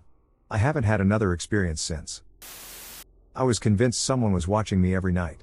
I don't know if people will believe this, and honestly sometimes I don't even know what to believe myself. Back in 2024, I moved to Kota, India. For those who don't know, Kota is basically a city where hundreds of thousands of students move every year to prepare for extremely competitive college entrance exams. It was my first time ever living away from home. I'm from South India, and everything felt different there. At first I had a roommate, but after some time he changed hostels, and my warden shifted me to the 7th floor. I didn't think much of it at first, but later I realized I was completely alone on that floor. There were 4 apartments, and mine was the only occupied one. The first month was actually pretty normal. I was busy with classes, studying and tests. I was getting decent scores and everything seemed fine. Around December, though, I started feeling something I can't really explain. It felt like someone was watching me all the time. You know that feeling when you suddenly turn around because you're sure someone is standing behind you? It was like that, except it kept happening. Every time I looked, there was nobody there. I ignored it and blamed stress. Then I started seeing black shadows. Not actual people, just dark shapes moving at the edge of my vision. Every time I looked directly at them, they were gone. I kept telling myself it was because I was tired. Then things got worse. I started hearing my name being called. Not like a real voice coming from the room. It felt more like another voice inside my head. Sometimes it would just call my name. Sometimes it would tell me to wake up. I know that sounds insane, but that's the closest way I can describe it. Around that time I was becoming really isolated. Some days I wouldn't even leave my apartment. I'd stay inside watching shows, eating instant noodles, studying and sleeping. Looking back now, I wasn't in a good mental state at all. One night something happened that completely broke me. I woke up and felt like something heavy was sitting on my chest. I couldn't move properly, and I remember feeling pure panic. Then I heard a voice. It sounded angry and desperate at the same time. The only thing I remember clearly is hearing, "Don't make the mistake I made." I don't know if I was dreaming, hallucinating, half asleep or what, but it felt real enough that I packed my bags the next morning and decided I was leaving Kota. The problem was that my train ticket was 2 days later. Those 2 days were, honestly, the worst days of my life. I was terrified all the time. I was having thoughts that scared me. I didn't tell my parents because I knew they would panic. Only a few friends knew what was happening, and they stayed with me as much as they could. I don't think they'll ever realize how much that helped me. When the day finally came to leave, I felt relieved. Like I had survived something. During the train journey, around 2 a.m., the train stopped at a station. I couldn't sleep, so I stepped outside. What I saw wasn't paranormal or anything, but after everything I'd been through, it genuinely scared me. There wasn't a single person there. No passengers, no railway staff, and nobody. The station wasn't abandoned or damaged. It was just completely empty. It was dark, silent, and strangely clean. I stood there for a few seconds, and the silence felt so unnatural that I got back into the train without saying a word and just waited for it to move. When I finally reached home, I felt like I had escaped. I didn't even want my hostel clothes near me. I left them outside and later got rid of them. I went home, took a shower, and cried. I was exhausted mentally and physically. I thought everything was finally over. A few days later, after my entrance exam, I woke up during the night and saw another black shadow in my room. For a second my heart nearly stopped. I started yelling, and my whole family woke up. The next day I finally told them everything that had happened. The strangest part wasn't their reaction. It was my mother's. She just froze while listening to me. Then she told me that for months she'd been having disturbing dreams about me, and that's why she kept asking me to come back home. I never took those things seriously, but seeing her reaction genuinely unsettled me. My parents first took me to a psychiatrist. The medication helped me sleep properly again. Later they also contacted a spiritual healer. I thought it was a waste of money and told them so. But the weird thing is that after that period, everything stopped. The feeling of being watched disappeared. The fear disappeared. The shadows mostly disappeared. It was like somebody had switched something off overnight. Even today I don't know what happened. Maybe it was extreme stress, isolation, and lack of sleep. Maybe my mind was breaking under pressure. Maybe there was another explanation. I genuinely don't know. All I know is that those few months remain the most terrifying experience of my life, and even now, years later, thinking about that empty floor and those nights still gives me chills. No face, just whirring teeth. This story is from when I was a teenager. I was a lonely, gothic teen with an active imagination, so I am still unsure to this day whether I was experiencing a sleep phenomenon or something more sinister. It started when I was asleep. I dream about day-to-day things almost as if they were real, and this was no exception. I was at my friend's stables doing general jobs, and she was in the tack room. We were chatting back and forth, watching the horses and occasionally chucking them a treat. Then something began moving in the background of the dream, like it didn't belong and was sort of superimposed or moving underneath the image. It was enough to jolt me to some sort of lucidity, understand something wasn't right, and attempt to move dream friend and me away. It kept following, but I couldn't pinpoint it properly. Eventually I got so worried that I physically woke up with my heart pounding. Instantly I looked over to the corner of my bedroom, by the wardrobe, and it was there. A humanoid mass of pitch black, so dark it almost looked like a hole. Its head had no facial features, except for a mouth that I still can't quite describe, which sounded static whirling, or maybe like a chainsaw. Even typing it doesn't seem quite right. I'm short, it was terrifying. Thinking I was still half asleep, I tried to persuade myself that it was my imagination. The only problem was that every time I closed my eyes, I felt a huge wave of fear and negative energy and would jolt awake again to see it looming over my face. When I looked at it, though, it retreated to the corner. This repeated several times until I realized that the only thing that would keep me safe would be watching it until the sun came up and it disappeared. Those 2.5 hours were honestly the most scared I have felt with the paranormal. I have had powerful experiences before, but rarely negative ones like this. Every time my eyes started to skip closed, it came near again, and I would feel in such danger that I instantly woke up fully. The next day, I was a complete mess. It still feels real, and even remembering it sends chills down my spine. I don't think it ever happened again, which is why I can't decide whether it was an apparition of some sort or my brain having a bit of a malfunction. What do you folks think? I've had several paranormal experiences throughout my life, but the one that scared me the most in the moment happened when I was probably 11-12-ish. I was at home, and it was dusk out. My aunt told me to go grab my clarinet from her car to go practice. I walk out, and it's dusk, so it's dark but still a little light outside. Next to our house was an empty lot of just grass, and next to that was my neighbor's house. There are about 6 or so really tall types of pine trees whose branches start probably 8 to 10 feet up. These trees are in a single file line with a few feet in between. Well, Standing between two of the trees was what looked like a man. The neighbors had a porch light on that illuminated him from the back, but I couldn't see any detail on him whatsoever. He was pitch black. I saw him as I was walking to get the clarinet, and instantly my hair stood on end.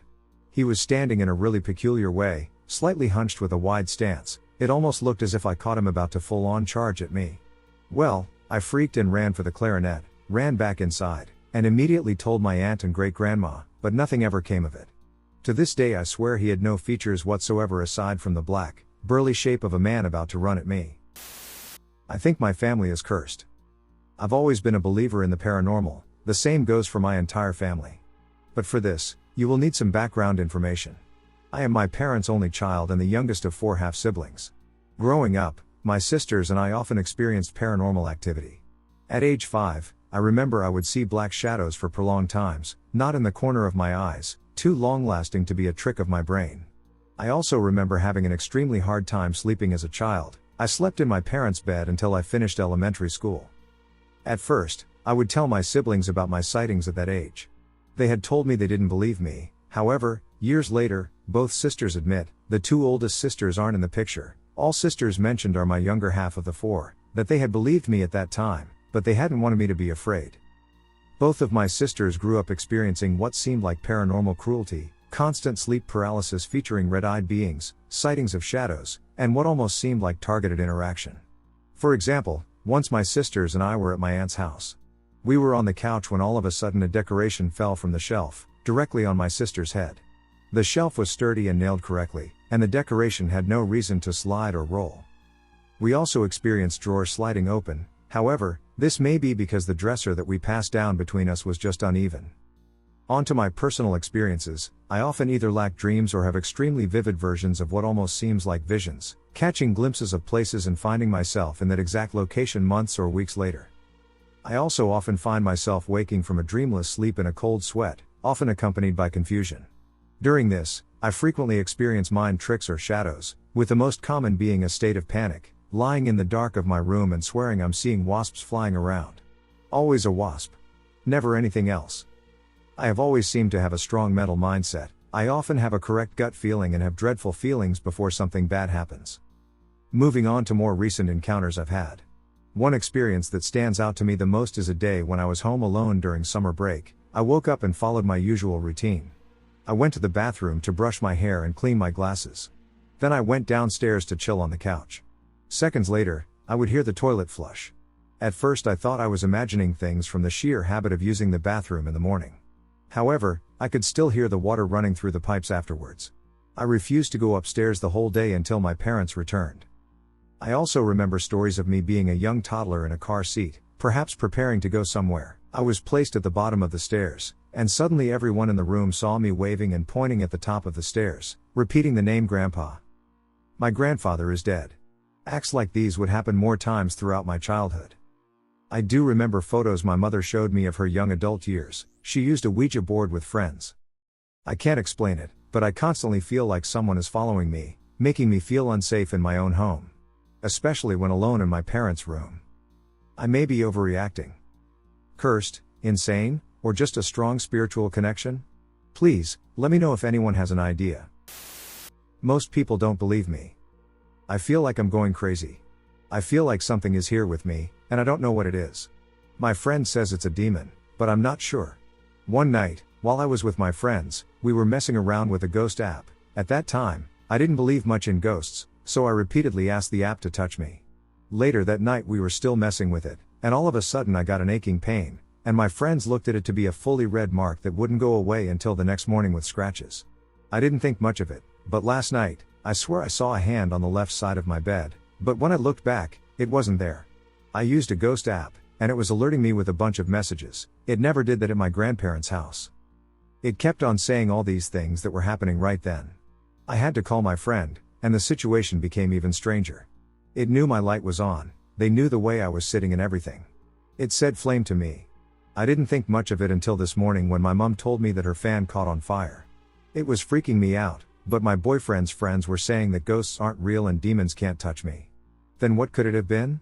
I know it wasn't me that night, and I had witnesses too. I don't feel safe in my room any longer because I feel like the thing is in the corner. One time, I was outside smoking weed and just chilling on my phone. It was a very quiet night in Orlando, Florida. Suddenly there was a slight humming out of nowhere, and a blue orb appeared above the yard. It didn't move, it almost seemed to have white in the center with blue surrounding it. It wasn't very high up and wasn't very far from me. I literally couldn't believe what was going on because it was so random and strange. The event lasted about a minute or less. There are no light poles or street lights close by the backyard or any wires in the air for it to have been produced by something electric nearby.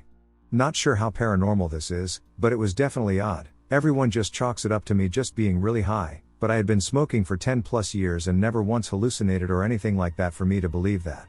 I never saw it again either. It looked almost like a little portal beginning to open or something, the way it had slowly materialized and then suddenly just disappeared. Anyone else experience something like this? When I was pregnant, my kid's father and I had nowhere to live. His cousin decided to let us stay with the family if my kid's father helped him with his work. He had a small painting business. It was hell from the start. My ex was unpleasant to begin with and was so much worse in this house, and his cousin made us sleep in the living room. I'm on a recliner, and my ex is on the couch. The house had the worst vibe. It didn't help that the cousin had clearly relapsed and that the family dynamic was toxic and neglectful to the child in the house. I had nowhere to go and would be left for hours by myself. I was tasked with cleaning up after everyone and even making dinner sometimes. Dinner only the family was allowed to eat. I was even told I could only take 5-minute showers. I took a nice, warm 20-minute shower anyway. I was punished, and he removed the entire shower head. If you're wondering, yes, I eventually got away from my ex and gave birth somewhere safe, but the few weeks we lived there were wild. So, crazy people aside, when we first got there, my ex and I immediately clocked the stairs. There was something about them. The juice seemed dark. Even in the daytime. The cousin's wife eventually shared a story about how she was pushed and nearly fell down the stairs.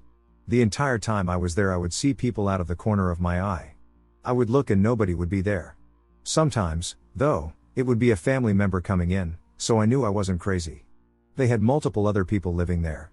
I would see black blobs, like with legs, running across the floor when the dogs were not even in the house. They also neglected the dogs, so I was feeding them and sending them outside so they wouldn't have to pee and poop in the house. The youngest son would talk about how he is afraid to be alone upstairs because of the shadow man. He kept seeing a man with a hat. The nephew who lived in one of the back rooms would see his curtain on his closet, no door because it was ghetto, moving when the window was shut. One day I decided to just ask the wife if she was seeing the things in the house that we were. She said yes and was blown away. The entire time she thought she was hallucinating because of the hurt and grief over her passed away mother. After we left, someone ended up calling CPS, thank God, and she was told to leave him or lose her child. She went back to him, and now their child is being raised by another family member. The craziest thing in that house, besides the running blobs and feeling watched, was one rare night when it was only me and my ex in the house. I was on one couch facing him while he sat on the opposite couch. We were about 3 feet from one another, but we were talking about something and started to get loud. All of a sudden, right in front of us, we heard, shh. We stopped talking and stared at one another. Was that you? No, you heard that?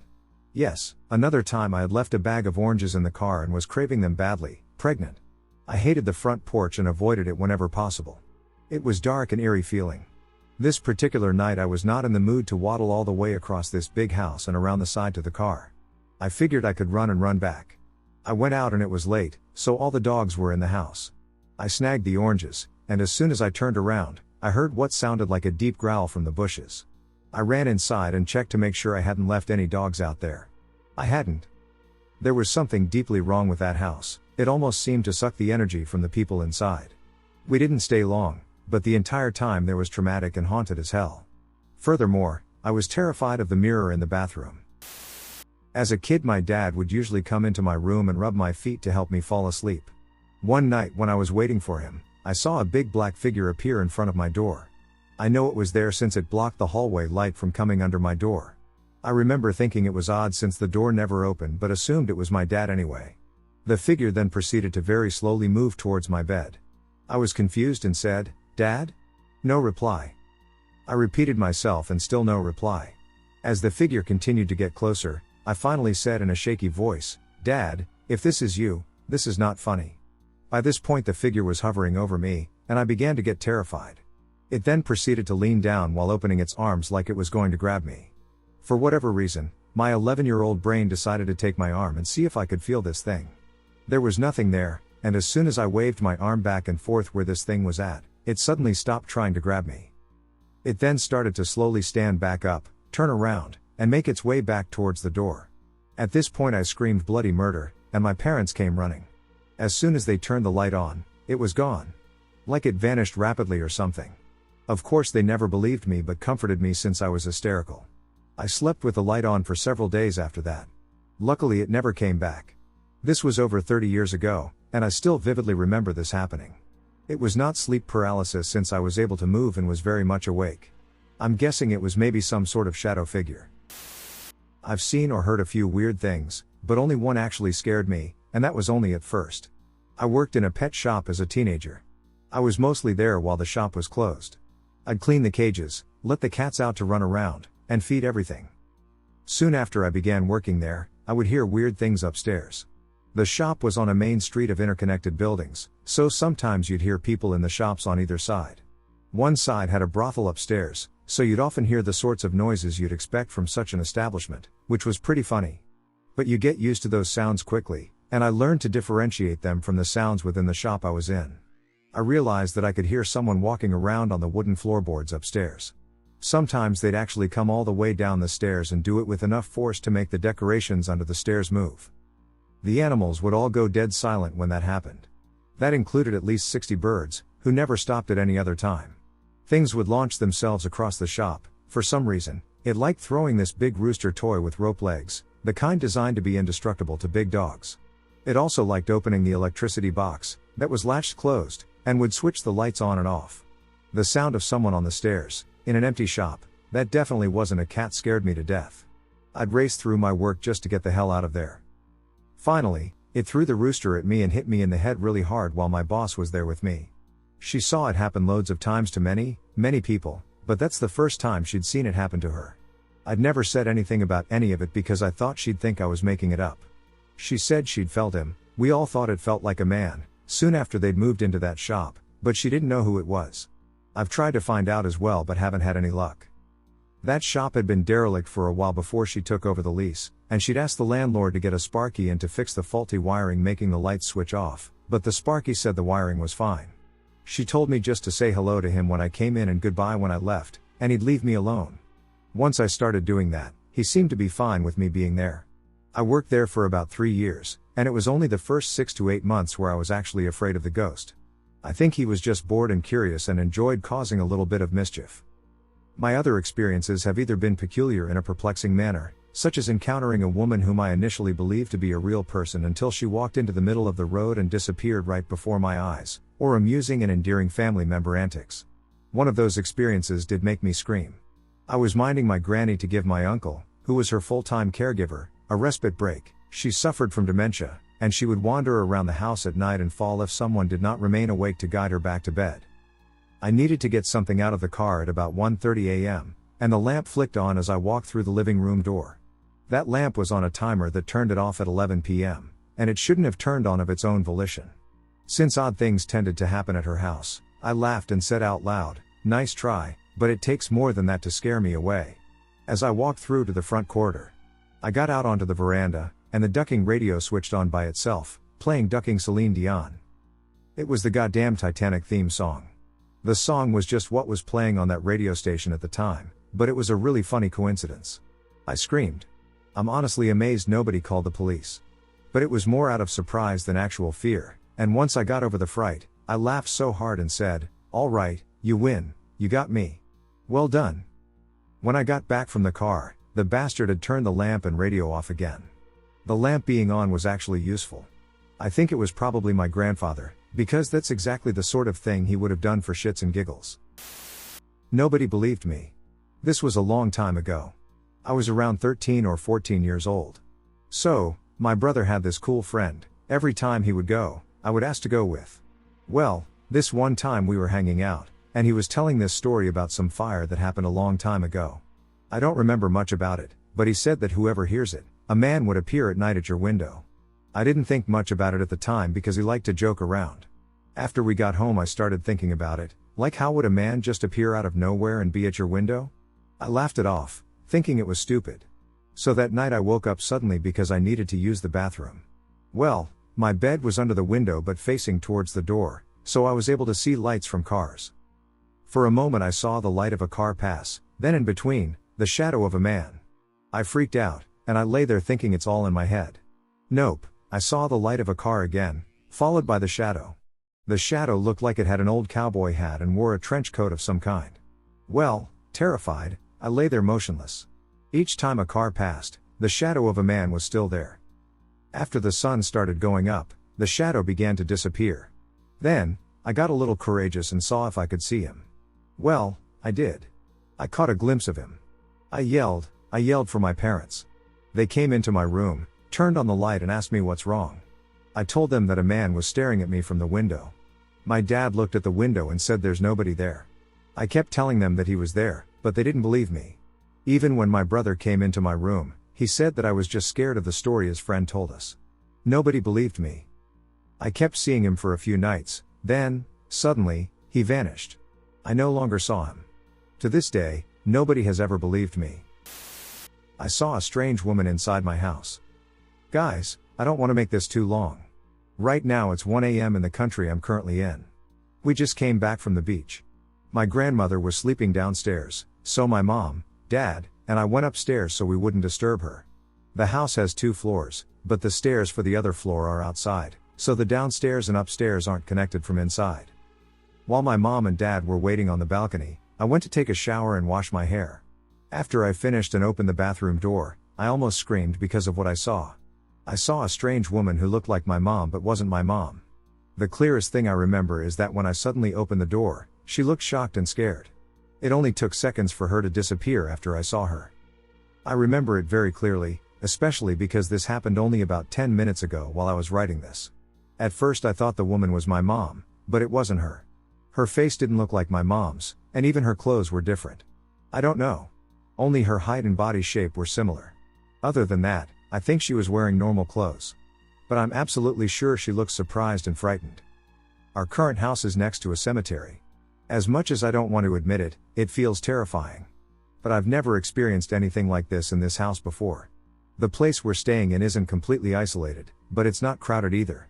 Also, far behind our house there's a forest, although it's pretty far away and the trees are sparse. I honestly don't know. I probably won't be able to sleep comfortably tonight.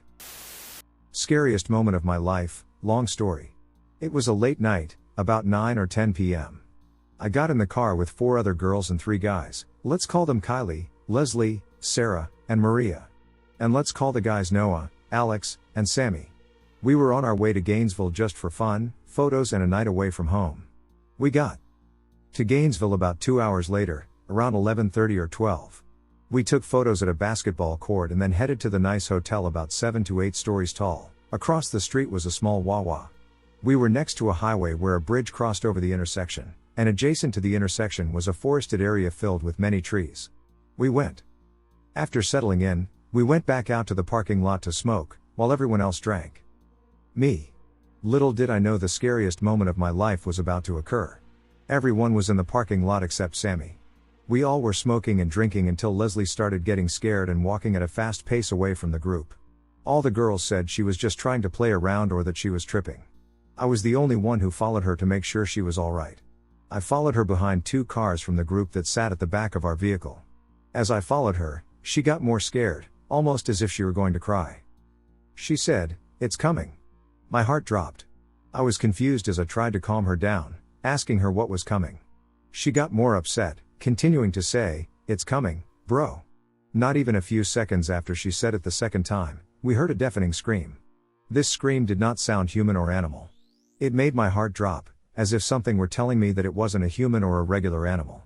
The weirdest part of the situation is, I jogged up to the group, and they weren't fazed. I asked everyone, did they not just hear that? They didn't hear it, which seems impossible given the volume of the scream. It was deafening how loud the scream was. I and Leslie ran into the hotel from the parking lot and even asked the front desk. This was something you would hear from inside the hotel as well. They did not hear it. We looked almost crazy. As if we were on some type of drugs. We said, "Never mind," and went up to the hotel room, where we were both speechless. Wondering how nobody else heard it but us, having no idea what was going on or what it was. We entered our hotel room and tried to explain to Sammy what we heard. It looked even crazier to him. He said maybe we should go to sleep or something. We glanced out the window towards the scream we heard. We saw many police vehicles and even SWAT heading in that direction, but no sirens or lights, which made the situation even more eerie.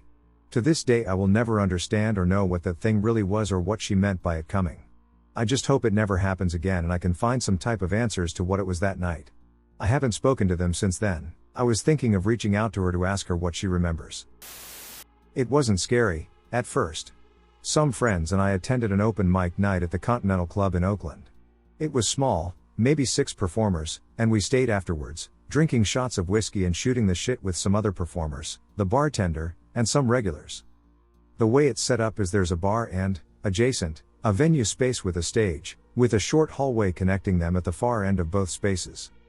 I glance over from the bar at one point and see what I can only describe as the silhouette of the lower half of a woman outlined in TV static. She was detailed enough that I could see her knee-length skirt and that she had thick-soled shoes on, like clogs, but faded away into nothingness at the waist. She shuffled sideways and leant on one foot. By her body language, it was clear she was peeking into the bar and then shuffled back into the now dark, empty venue space.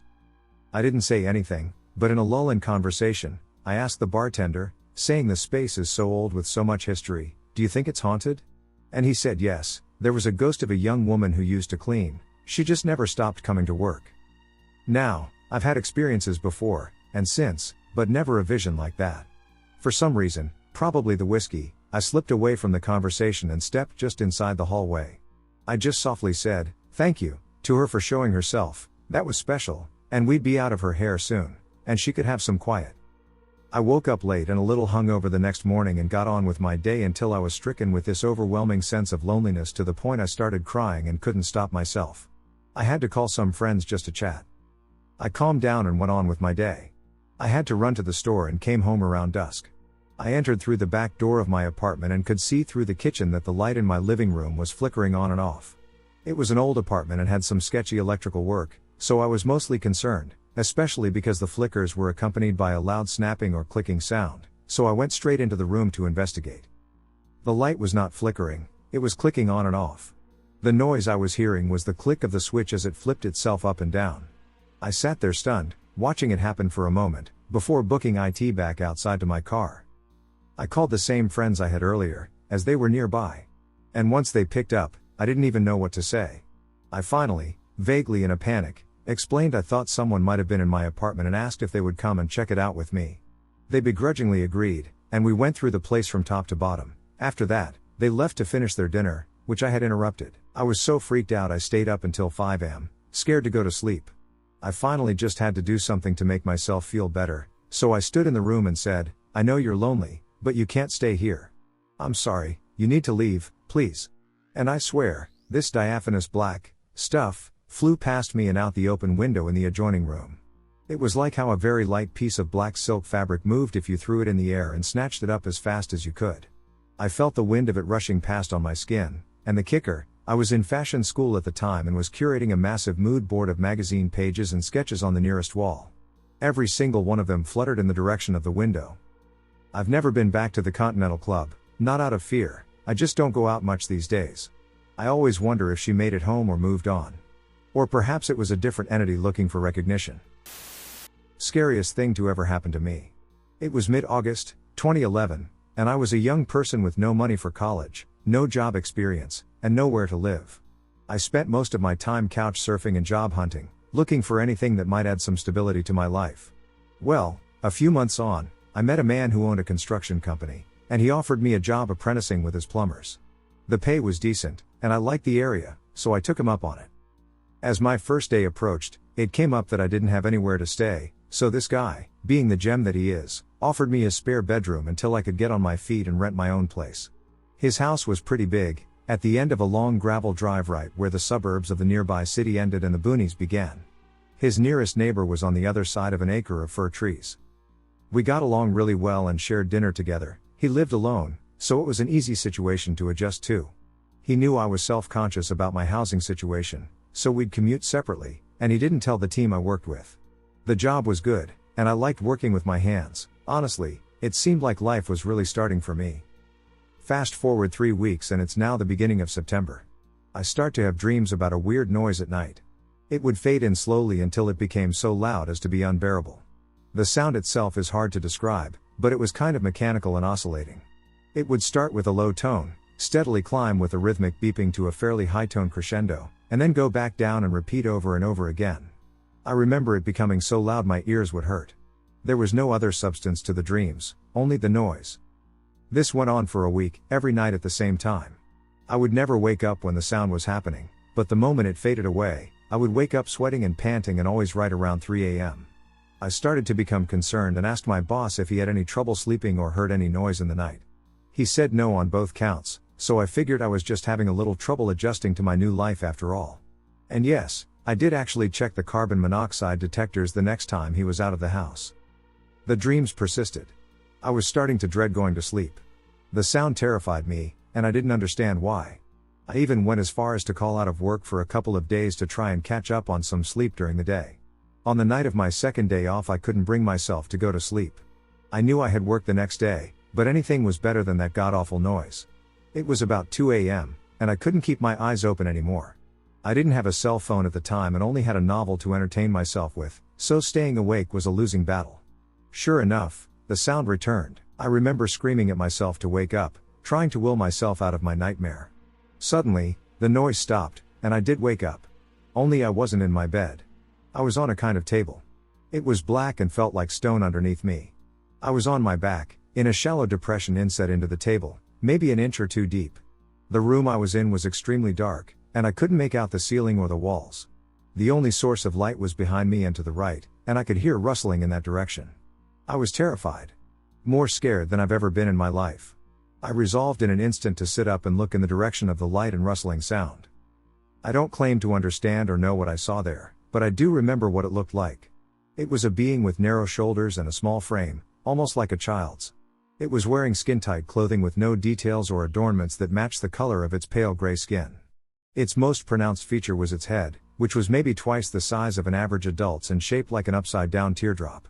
It was bald, and I remember seeing the light catch the shine of its smooth head. I don't know how tall this being was, but I do know that the table I was on came up to its waist. It turned to face me suddenly and honestly seemed surprised to see me sitting up. Its eyes were all black and the size of small apples. I couldn't even see a nose, and its mouth was framed by thin lips maybe half the size of a human's. As it turned, I could make out that the source of the light was some sort of display that it was interacting with, though I couldn't make out the details in that split second. My fight or flight kicked in, and I made a move to get off the table and run. As I did, this being grabbed a plain black baton from over near the display and quickly but gently touched it to my lower right abdomen. Then pain. Excruciating, mind-blowing pain. This is kind of gross, but the closest sensation I can compare it to is an orgasm, only with pleasure swapped for pain. That sensation is the last thing I can remember. I woke up right around 4 a.m. this time and could still feel the pain in my lower abdomen. I pulled my shirt up to look at it and watched a red and purple bruise disappear within moments, taking the pain with it. I called my brother and cried my eyes out. I was absolutely frantic and terrified. I completely forgot myself in that moment and told my brother everything that happened. I'm not proud of how I reacted, but in what felt like moments before, I was experiencing a genuine fear for my life. My brother believed I was experiencing a mental breakdown, which I suppose I somewhat was, and assisted in calming me down. I called out of work again, and my boss later told me he heard me going ballistic on the phone with my brother. I told him we had a family emergency and left it at that. I've never heard the sound again since that night. Now I don't have any videos, photos, recordings, or the like. All I have is my story, and while I'm sure most who listen to this will find a way to explain it away or brush it off, I can at least say this.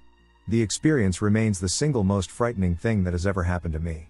Anyways, thanks for listening and letting me get this out there. A childhood encounter I still can't explain.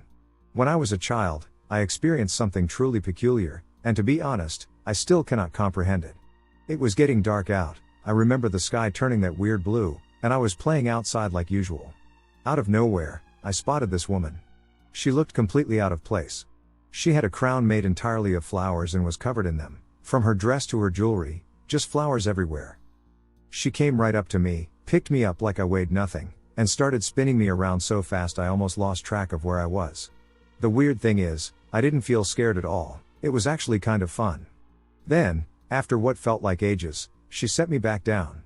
My head was spinning, but as I looked at her, she just vanished. Right in front of me. Gone.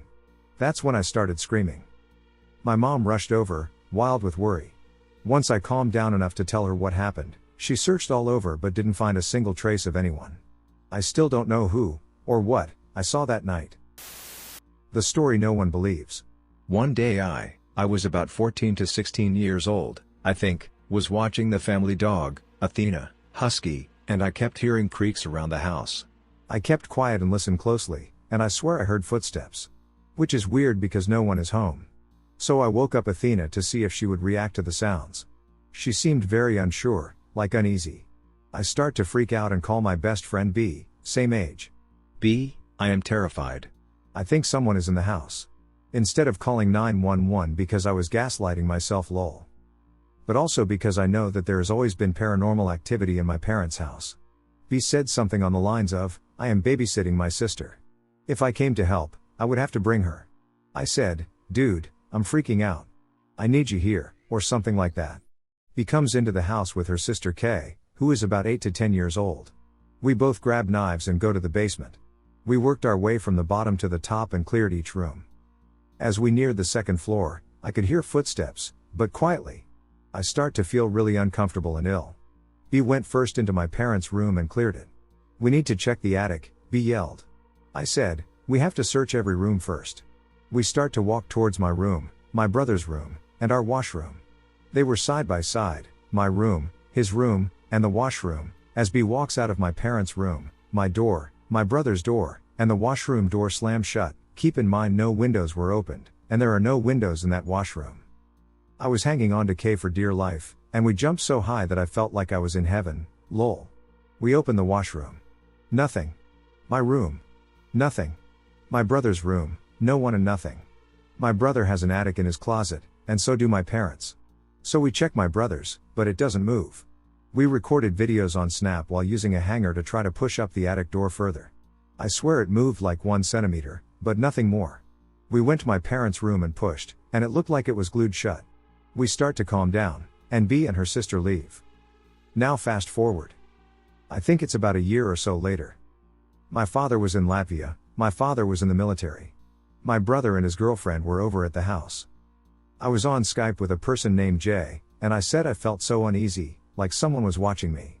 Jay, well, we're on Skype, maybe that's why? Me, I think I can hear someone. But everyone is asleep. I look over my dogs, now I have 2. A German Shepherd named Steel and Athena the Husky.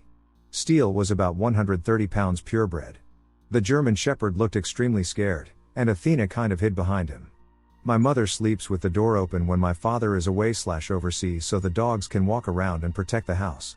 I felt really bad, but I tried to push both of the dogs out, and they hardcore refused. Like brakes were on every single leg. They were not moving. I literally said, I am so sorry, but you need to protect mom. Steel and Athena reluctantly left my room, and as they left, Jay and I heard stomping but running up the stairs extremely fast, so I closed my door and locked it. I listened closely. The stomp stopped at the top of the stairs. But now there are footsteps coming towards my room and my brother's room. I shit you not, the footsteps stopped at my door. It felt like it was 20 minutes later, but it probably was 2 minutes. I could hear a footstep back away from my door, and I was like, hey, I need to go and get some sleep, I can't deal with this RN. The next morning my mother is talking to my father on the phone. I swear I heard my mom say, babe, it sounded like someone was in the house last night. I even felt someone sit on the bed, and when I looked, no one was there. Hours later, I decided to look around the house and see if anything had moved. Everyone is gone, and I'm at home, alone. I even checked my parents' room and my brother's room. I went into my brother's room with my heart beating out of my chest. Looked around and was like, okay, nothing moved. Let's check the closet. Everything seems to be fine/normal until I look up. The attic that was once in my brother's room is now gone. I called B, and she said something like, no ducking way. We told everyone. My brother, B, K, and my mother remember there was an attic, but my father says there was never an attic and gets extremely defensive about it. So remember how we took videos on Snap? Well, I asked B to send them to me so I could prove to my father that there was an attic. The vids don't load and haven't ever loaded since the attic disappeared. My father now has convinced my mother that there wasn't an attic in my brother's room. Side note. I got to pick rooms, when we moved for the last time, because my brother picked the room in the last house. I went into both rooms and checked them out. I walked into the room with my brothers, saw the attic, and immediately said, well, that's easy, I picked the other room. I don't want to have an attic in my room. To this day, the attic has not been found. I honestly have no idea if you or anyone will believe me, but this actually happened. Another side note, I used and sometimes still do ghost hunting. I have ghost hunting equipment and have picked up on multiple ghosts/entities, especially in my parents' house. My favorite one is named Dave Lowell, he lives in my closet. One time he got me in trouble during a sleepover. Basically, you know the Victoria's Secret pink dog, well, it went flying and hit my wall, and my mom stomped into my room and said, "Be quiet. I am trying to sleep." This is when I started to look into ghost hunting equipment. 2 years ago, I went to Mexico and bought 4 Mayan skulls that were glued onto this small little plank. When I had gotten back home, I ripped one of the skulls off the plank to give it to an ex of mine. 2 days later, I woke up in the middle of the night around 2 a.m. And as I'm slowly blinking, I see the most FKD up looking demon at the side of my bed looking into my face. I remember it like it was yesterday. It had very tall, long, bony arms that went down to its knees. It was very thin, like it was starved, with wet hair that touched its shoulders. It had gray skin and red eyes and was only wearing this little piece of fabric covering its privates. It looked like it crawled out of a sewer or something. When I tell y'all, I jumped up, and it was no longer there. Heart pounding, too scared to go back to sleep, definitely the scariest thing I've seen in my life. I cannot explain this experience, and no one believes me. For some background context before this story, I want to say 2 things. 1. When I was 5, my parents both worked long 10 to 12-hour shifts, both of them during the day as far as my small brain was aware. 2. My neighbor, who was a medium, has told me in my life that I attract spirits or have a spirit attached to me or something like that. Anyway, I've told everyone this story, and people insist it was a dream. But I remember almost every, detail of this like it happened 5 minutes ago, even 15 years later. One night, I was lying in bed when I awoke in the dead of night to my name being called. I distinctly remember it being a man's voice, a deep voice, not like my brother's, 10 who sounded like a girl up until the age of 17. Thinking it was my dad, I bounded down the stairs. The voice beckoned me, calling my name. Name, come downstairs. Come give me a hug and a kiss goodbye. Name, come on. I yelled after it, telling who I presumed to be my dad to wait and that I was coming. When I got downstairs, I stared into the dead darkness of night, and I saw something that I can't quite remember. Whatever it was scared the hell out of me. I remember crying and running up to my mom's room. When I got there, I asked where my dad was. My mom proceeded to tell me he had switched over to the night shift a week or so before and wouldn't be home until 7:30. I was so terrified, I'm pretty sure I slept with the lights on or with a movie playing for a while after that, and this particular night weighs on my mind a lot. Does anyone know what that could have been? Strange encounter left me wondering how. I am currently 22. I live in Manitoba, Canada.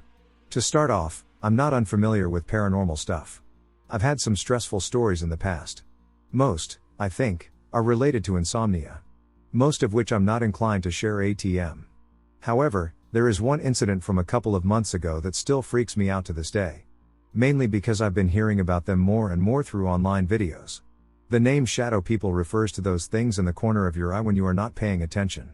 While I don't 100% believe in ghosts and that they are real. From what I've experienced in my life and what stories my parents have told me from their childhoods, I do think there is more to the whole phenomenon. My family may not be super religious, but being my dad is from South America and my mom is from a religious German family, I hear all kinds of stuff. While they are by no means religious, i.e., no church, no crosses in the open, etc., they do take the stuff very seriously. My mom more like cleanses it. And my dad more like, show yourself. No shit is given. After all, he said multiple times he wants to see ghosts and wants to get abducted by aliens. You're crazy. Before going into it, setting up the background helps with the situation. To start, my parents and sisters were away on vacation, so during this time I had the house to myself. Happens often as I enjoy being alone. I wasn't particularly fond of the cabin life at the lake. During that time, if I were in my room, I would have my door open so I could hear the dogs upstairs in case they barked or something. I live in the basement, and the dogs are usually in the kitchen or living room. It is also worth mentioning that they frequently bark at inconsequential things, so I tend to ignore it unless they become excessively agitated for an extended period. Oftentimes it can even be the cats. They always have something to bark at, so I don't pay it much mind. We live in a really safe neighborhood also, so an intruder isn't a major concern, and even then one of the dogs is a big boxer. Super nice, but if he thinks you'll hurt a family member, he will attack you without hesitation. Also, to better get what happened, understanding the layout of my room helps. My couch is to the bottom left of my room. TV top left. Doorway, top right. The bed is in the bottom right. Also, when my door opens, it's to the right going into the bedroom. When I'm on my couch playing a game, I look straight at the TV, but to see the entrance clearly without any haze or mild fuzz, I have to look to the side. I would have to turn slightly to the right to get a clear picture. Now to get down to what happened. One day I was playing bot on my couch. It was about midday. Still a decent amount of sunlight coming from outside. I get lots of light from my window, so when it comes to lighting, there aren't really any shadows, nor is it even near dark. Also, sometimes cars do drive by, and it creates a shadow passing my room, but you can always tell. I've had this layout for 5 years, so it's nothing new to me. But that one time something was different. You know that feeling you get when sounds and noises seem to get dull and you hear fuzz. Not tinnitus per se, but more of a sucking feeling. Like your senses are being heightened briefly. It's difficult to explain unless you've experienced it yourself. Then again, I've only experienced it a few times in my life. All with different experiences, but all relating to something paranormal. Also, while this was going on, I was really into the game. Happens a lot sometimes. You just get drawn in, and it takes all your attention. Except this was different. I had the TV quite loud, especially since I was alone, but for some reason, everything slowly went numb in my ears. Not majorly deafening, but almost like I was supposed to listen for something else and stop playing the game. If that makes sense. Strangely, I didn't think much of the sound because I was focused on the game. At the time my door was about 2/3 open. Not fully open but not closed. I also forgot to mention I have a flag hanging on the back of my door. It's a version of the American flag with only the first 13 stars on it. It's from a video game from the Assassin's Creed series. But what's important about it is a real flag and has some weight to it. Not a light flag or anything, and quite large. What happened next? I don't think I'll forget, and I constantly think about it at least once a month or less. But while I was sitting on my couch, my heart suddenly dropped, and I felt as if I were being watched. For how long, I don't know, but I knew something was watching me and just staring at me. I was terrified, and just like that, my body just sank. Like I was being forced down from gravity or something. Out of the corner of my eye while playing, I saw a black mass at the entrance of my room by the door as I tried to figure out what was going on. I instantly froze up. I didn't turn my head to verify anything. I just froze up and saw it turning something. Just a mass. Maybe about 1 to 2 seconds passed, and something inside me hit that made me jump up off my couch and attempt to stare right at it. At that point it disappeared, but what I heard I definitely will never forget. All of a sudden, I hear a massive blast of wind. Like a giant swoosh going out of my room and up the stairs. Like someone shot something right past my ear, and all I hear is the air moving. And just like that, everything returned to normal. At least physically. Mentally I was racing around. I also try to think rationally, not immediately jumping to ghosts. After about 5 seconds of mental gymnastics, I concluded that someone might have been in the house and fled when I caught them. Now I'm a big guy. 6'5" inches. Approximately 250 pounds, broad shoulders. So when people look at me, they do get intimidated, even though I'm a total nerd and wouldn't hurt a fly. But during this moment, I was thinking about what if it were a person? Am I in danger? So I grabbed a knife I had sitting on a display above my couch. It's one of those designer knives. Very real and very sharp, but more for show. M9 bayonet, if anyone is curious. I then proceeded to go through the basement and then the house looking for this person or thing. Taking a little after my dad, but not that I want to see but to defend myself and the pets. I went through the whole house and found all doors were locked. No one was in the house. Only me. The 2 dogs are sleeping in the living room, and both cats are sleeping in my sister's room. Now there is one thing I left out of the segment as I go back and forth with my opinion, but the reason I mentioned the flag on my door is that when that swoosh happened, there was one key piece of evidence that made me go around the house looking. That being said, the flag was moving around behind my door. Like some kind of wind caused it to wave around like it was outside in the wind. The door wasn't closed, so if something ran by, it could potentially allow movement, but to what degree, I don't know. Now I change my opinion on this frequently, as I think it might have happened when I got up from my couch so fast. But it's impossible, as that's approximately 10 feet away, and like I mentioned, it's not light. It freaks me out most because if that flag moved without a cause, it means everything that happened was real and not in my head. I would experience some form of insomnia or blurred vision. Something. In that fight or flight mode, I didn't take the time to look at or feel scared by what I saw. I'm the type of person that wants to figure it out now. But what scares me most about the whole event is seeing that flag move and wondering how on earth it could have. It wasn't just slightly moving but waving. Like if it was on a flagpole in the wind. At least that's my story. Honestly, even after all this time, I don't know what to think. I've told some friends, and while they don't know what might have happened, they always get dumbfounded with the flag. The mind is a crazy place, but the biggest question is, how did the flag move like that? If anyone has experienced something similar, please share, as I am curious and would like to know more. Any and all info would be appreciated. Just wanted to share it. Thanks for listening. As a psychic medium, who also reads tarot/oracle, I've had my fair share of success with experiences. One time that really stuck with me was in the Sally house in Atchison, Kansas. I remember my fiancé and I were the first to arrive for his birthday overnight stay, and no one else was there. We sit down on the couch, and all I hear is running up the steps to upstairs, and downstairs in the basement, that's off limits due to safety reasons. It sounds like a plastic cup got dropped down the last 4 steps onto the concrete ground below. It still low-key gives me chills as I write this. The way the running sound was so clear was insane. The remainder of the experience was unremarkable, with no issues, and it appears that Sally genuinely dislikes the fact that her house has become a tourist attraction. She hates the loud people and prefers the quiet, calm energy of people. Terrified. This is so far outside my hula hoop of normal that I'm hesitant to share it out of fear of sounding crazy. We have lived in our current home for 6 years. I've, 43 female, started sleeping in our guest bedroom rather than with my husband because he snores and keeps me awake. I've been doing this around 8 months. Around 3 weeks ago, I had the most disturbing dream I've ever had. It felt like my soul was being dragged from my body, like whatever it is that makes me was literally being pulled out. It felt like I fought like hell to stay in my body, and I woke up terrified and relieved it was just a dream. The next night, and every night since, I've been woken up at all hours by what feels like something quickly crawling atop the covers from my feet towards my face. It feels like it has 4 feet and is about the weight of a kitten. The sensation is so real that I reflexively throw the covers off of me every time. Unsurprisingly, nothing is actually there when I cut on the light. One night last week, I was sleeping on my stomach, and something very heavy sat on the small of my back. I heard the bed creak under its weight. I was so scared I couldn't move or scream. I googled and attributed the sensation to hypnopompic hallucinations. I felt relieved. Saturday night, my husband was out of town. Therefore, I chose to sleep in the master bedroom because our bed is so much more comfortable than the one in the guest room. I was awoken to the door to the laundry room shaking vigorously. It was loud, but again, I just assumed it was the hypnopompic hallucinations I had read about and tried to go back to sleep. The reason I am terrified is because last night, I couldn't sleep. I never went to sleep. I didn't feel sleepy. I was up reading a book in the master bedroom just before midnight. The damn laundry room door started shaking again. I heard it, and I saw it, and I was not asleep nor even sleepy. I was wide awake. I do not drink or use drugs, not even Advil.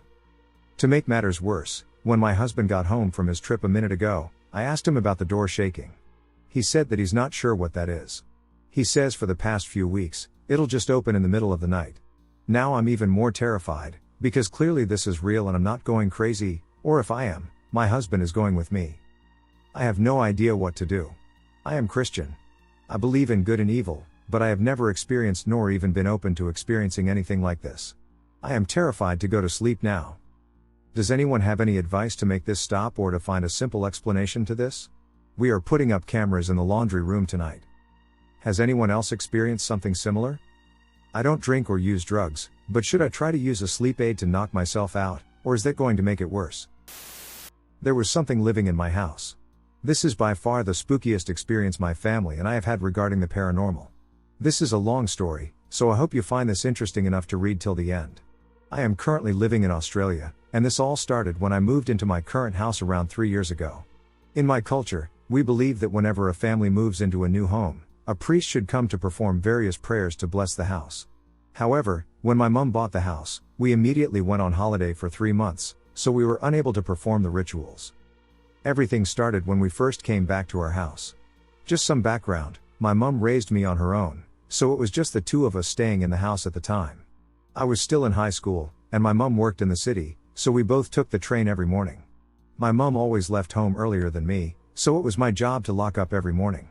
My mom worked late almost every day, so I would get home first and be home alone for at least 5 hours every day. One morning as I left home, I began to feel paranoid that I had not locked the door, so I walked back to check it. The door was locked.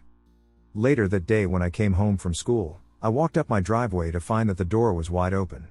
I freaked out, but only because I was brave enough to go inside. Our kitchen is pretty close to the entrance, so I grabbed a knife and searched the entire house. There was no one there. I decided not to tell my mom because she was really stressed with work and I did not want her to freak out. Over the next few days another strange thing started happening. Our garage door would start randomly opening whenever we were home. My mom was kind of scared, but then we thought maybe our neighbor's garage remote functioned at the same frequency or something, and it was activating our door too. So, we dismissed it.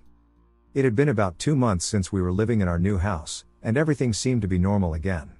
Until one day when I was awoken in the middle of the night by my mom. She looked super scared and asked me if I had come to her room to wake her up. I said no, I was half asleep and had no idea what she was rambling on about. She didn't believe me and made me swear that I hadn't. I always play scary pranks on my family, so that was why. I swore I didn't and asked her what was up. My mom is a super light sleeper, and so while she was sleeping, she heard someone prop her door open. She looked up and saw the figure of a boy and thought it was me. She asked it what was wrong and blinked. There was nothing there, and her door was still open.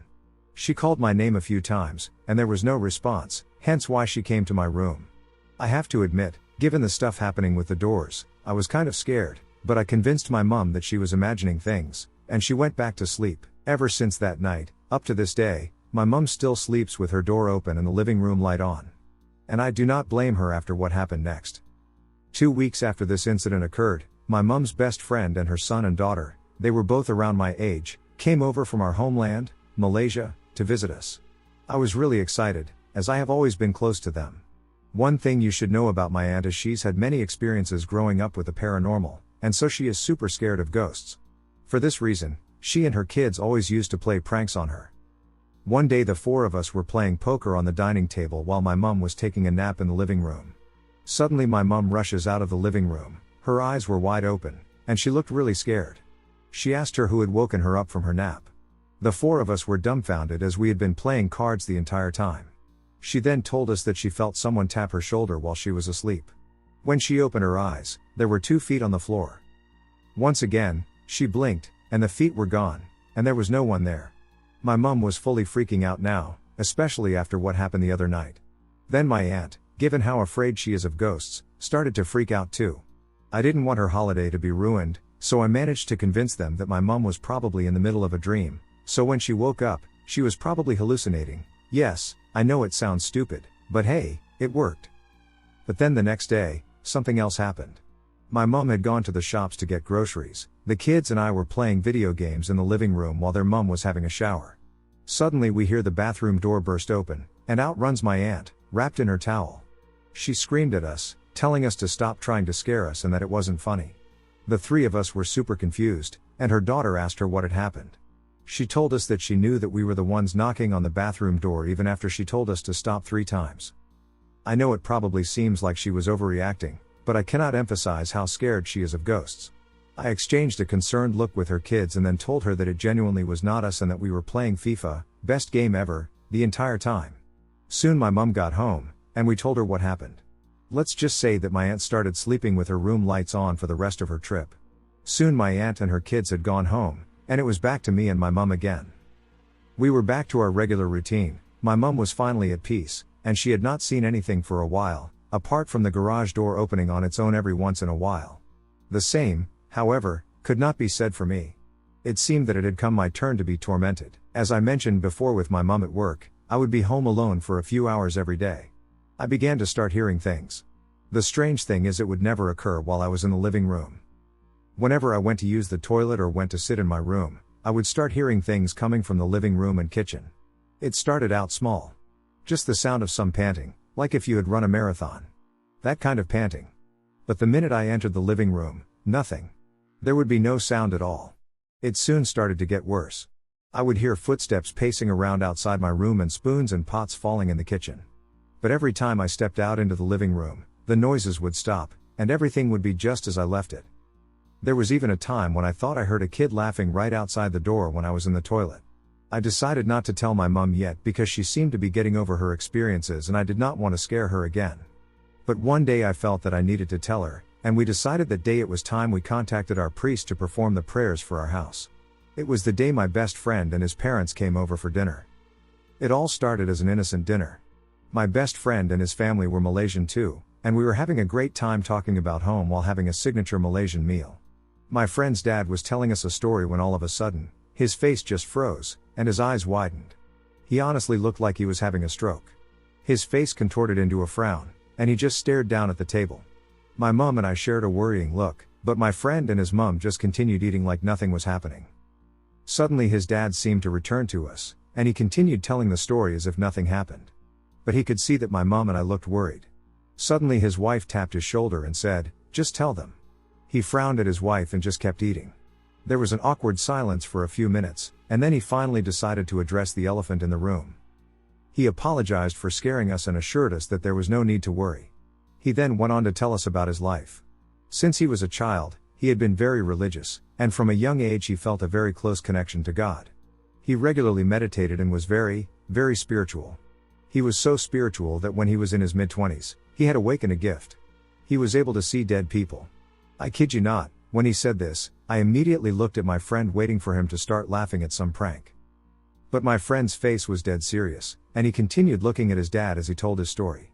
He told us that he could see them everywhere, when he was walking his dog on the street, when he was sitting in the park, in people's houses, and even sometimes sitting on people who had been possessed. He said the spirits were drawn to him because they knew he could see them, and they would stalk him, begging him to help them reach the afterlife. He said there was simply nothing he could do because these people had died before their time and that they would simply have to wait on earth until it was their time. Back home, he was regularly contacted by people having paranormal experiences to perform a cleansing to drive evil spirits away. He told us about some of those experiences, but I do not feel like it is my place to share them here. He then asked us something that gave me chills. Have you guys performed prayers for your house yet? My mom refused to answer the question until he told her why he had asked that. He said that he did not want to worry us and that if we hadn't, we probably should. My mom continued to ask him why until he finally conceded. This is what he said: "Remember when I had that moment just now while I was talking? I had a visit. I won't tell you what it was, but it was the same spirit I saw standing at the front door when we came here." That's when my mom told him everything that had been happening. It is during this time that I decided to tell my mom about the things I had been hearing in the house. My friend's dad then told us that he did not think it was a malicious spirit, but to be safe it was time for us to conduct the prayers for the house.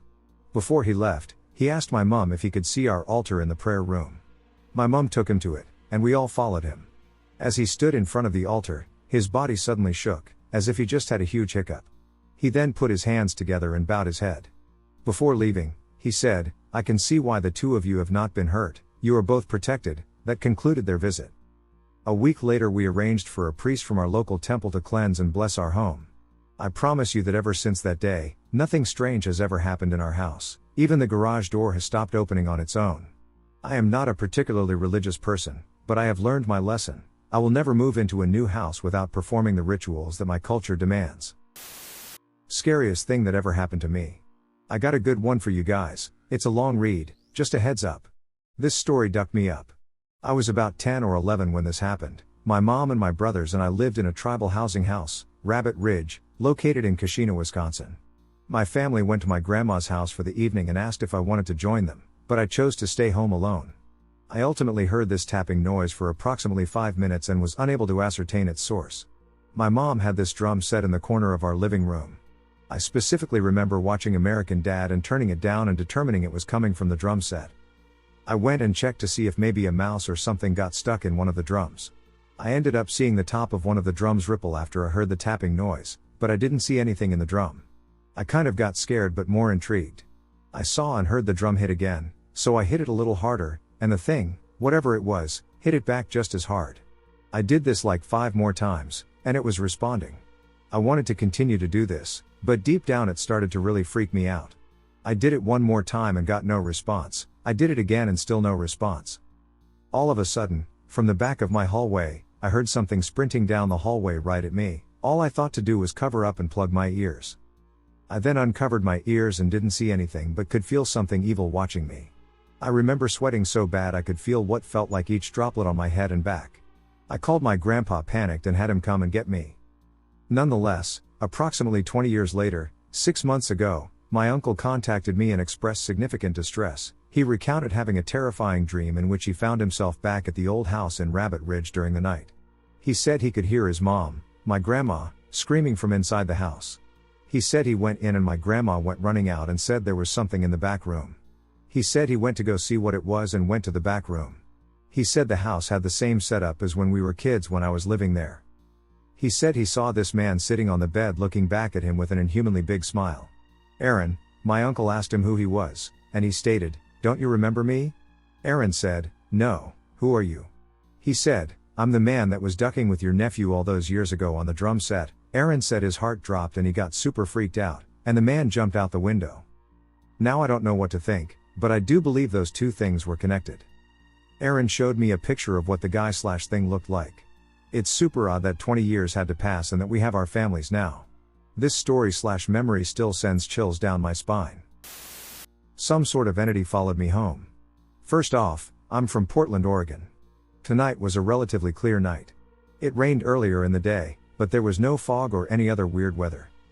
I know how this sounds, but this really happened and freaked the F out of me.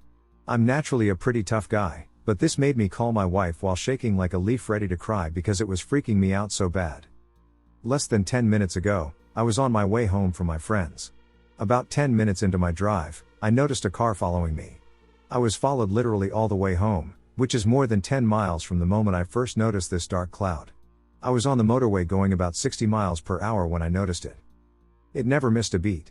It literally kept exact pace with me for over 10 miles. Literally the only way I can describe the thing is as a small thundercloud, pitch black but somewhat able to see through.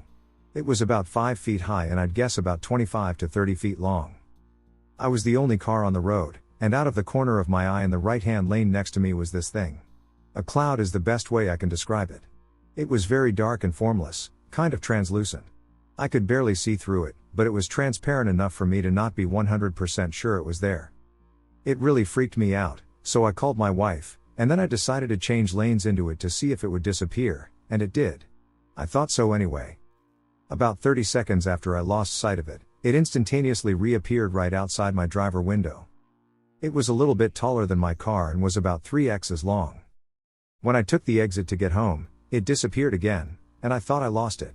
Less than a minute later, it reappeared outside my passenger side. It was almost as if it would just float over my car from one side to the other while keeping pace with me the entire time until I turned into my driveway, where it disappeared again. I share my half-mile-long driveway with 5 other houses. The house right before mine has a dog that always runs up, jumps on the chain-link fence, and barks like clockwork. However, as I drove by, the dog ran towards the fence, stopped dead in its tracks about 15 feet away, and didn't make a sound. This has never happened before. Seriously, this dog never misses a chance to yell at the neighbors.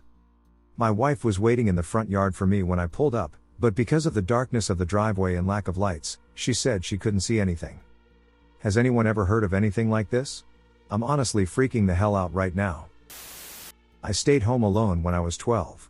My mother and brother attended a party, but I do not enjoy such gatherings, so I remained at home. I thought I was safe with my 2 dogs, but things would go wrong as time progressed. My mom and brother would only be gone for the weekend, and as nighttime came every night, there would be a certain area in my house that I would get a negative sense of dread around, my mom's room. My mom's room was on the other side of the house, and I tend to chill there while my mom isn't there because she doesn't mind. My sister's room was completely off limits while she was at work, and all I had was my own room and my mother's. Down the hall, just about in front of the bathroom, I would suddenly catch goosebumps for no exact reason, and I thought nothing of it. The Saturday evening things started to worsen as I prepared for bed. I kept my dogs in my room with me every time I slept because of how scary it was, and I even put the food bowls in my room until daytime. I usually went to the bathroom before sleep to avoid setting foot in the creepy hall at night, and as I mentioned earlier, that area not only gave me goosebumps but also felt unusually cold for some reason. I really could have sworn I kept the AC on, but it was on. So I rushed into my room with the tablet that has access to our security systems. I knew something was up because something about that area didn't make sense. One area of the house felt very hot, while the rest had a cool breeze flowing. Seemed pretty arcane to me. I checked our security cameras, and just as I expected, nothing was there. Sunday night, I gained a powerful urge to check these cameras, and so I did. Backyard? Pitch black. Side view? Nothing was seen again. After I checked everything, I put a knife under my pillow. I had the cameras perform another thorough sweep. Then something triggered me to go out for whatever reason, I don't remember. But I couldn't help but notice that my dog was fixated on the door. I called her about 5 times, and she wouldn't move a muscle. I checked out the peephole and saw a very black figure run by. It was so dark that neither the cameras nor the sensor light could catch it. I grew nauseous with fear and prepared for vomit as I felt it coming. I rushed to my room and tried to dial 911, but I couldn't, my shivering was severe. Before I knew it, the thing left, and I explained it the best I could to my mom, but she quickly dismissed it and told me to stop playing with her. My brother reacted the same as expected. But I never stayed by myself ever again. I think I might have had something attached to me since childhood. I don't know what to do. I'll call myself E. I'm 20 and grew up between Florida and Alabama. Most of my childhood was spent bouncing between my dad's side of the family and my mom's side, and both sides had very different beliefs when it came to the paranormal. My dad's side is deeply Catholic, but they also fully believe in spirits, reincarnation, demonic presences, and brujeria. Growing up, there were certain rooms in my cousin's house we weren't allowed in because he was heavily involved in witchcraft. My abuela would insist that we remain in our rooms while certain visitors arrived. One man in particular they called the Voodoo Man. We weren't allowed to look at him, talk to him, or ask questions. As a kid, I was more curious than scared, but even then it felt like the adults around me genuinely feared certain things. Eventually we moved to Alabama onto my mom's family property, and that place felt eerie in an entirely different way. The property had been in our family for generations and sat deep in the woods behind a long rocky road with a locked gate. There were abandoned barns, workshops, hunting land, old houses, and our family graveyard sitting on the hill. Some graves had names. Some didn't. Past the graveyard sat my great-grandfather's abandoned house slowly rotting in the woods. During the daytime I'd wander around exploring because I was a curious kid, but at night I refused to even look out the windows toward the graveyard. I always felt watched there, not just creeped out, genuinely watched. What makes it stranger is that my mom experienced things there long before I was born. She told me her friends hated sleeping over because they swore the property was haunted. One night, one of her friends woke up sobbing, saying she saw lights moving through the graveyard and heard 3 loud knocks at the front door in the middle of the night. Her mom came and picked her up around 2 a.m. because she was so terrified. My mom also admitted that she constantly felt watched growing up there too. Even my mama supposedly had experiences on the property. There's also an old family photograph that still creeps me out to this day. In the photograph, my mama is standing in her garden, smiling for the camera, but behind her is a tall man whom no one recognizes. With blonde hair, green eyes, and overalls, he stands there as if he intentionally posed for the photo. My family swears he was not there when the picture was taken, and nobody knows who he is. Looking back now, another thing unsettles me. People have always said I look identical to my mom. Not just similar, identical. We even possess a photograph in which we are the same age and truly resemble one another, apart from our clothing. Sometimes I honestly wonder if whatever was there mistakes me for her, considering how similar our experiences have been. One day I asked my grandmother why some of the graves didn't have names. That's when she told me years ago, during the time plantations still operated nearby, my family found a runaway little boy in the woods dying from a fever. They tried helping him, but he passed away on the property and was buried there near a tree. After hearing that story, the land felt even heavier to me. As I got older, I started hearing footsteps, scratching in walls, and constantly feeling like someone was standing behind me. Eventually we moved away, but the feeling followed me. When I was around 13, we moved into another older house sitting on a hill near a winding road. My room had this strange locked compartment built into the wall above my bed with an old rusted knob and keyhole. I never opened it, but that room always made me uneasy. Around that same time my parents' relationship completely fell apart, and the atmosphere in that house became tense and heavy. Eventually my mom met another man, and we moved into a trailer with him and his family in Florida. From the moment I met him, something about him felt wrong. That's where I had my first experience I genuinely cannot explain. One summer night I woke up suddenly with the feeling that something was staring at me. Everyone else was asleep. Down the hallway, the sheer curtains looked like something was moving behind them. Then the air turned freezing cold, and it felt like pressure was crushing my chest and throat. I couldn't breathe or even speak. I remember staring into the hallway terrified while feeling dizzy and weak. Then it just stopped. The next morning, I noticed scratches along my side.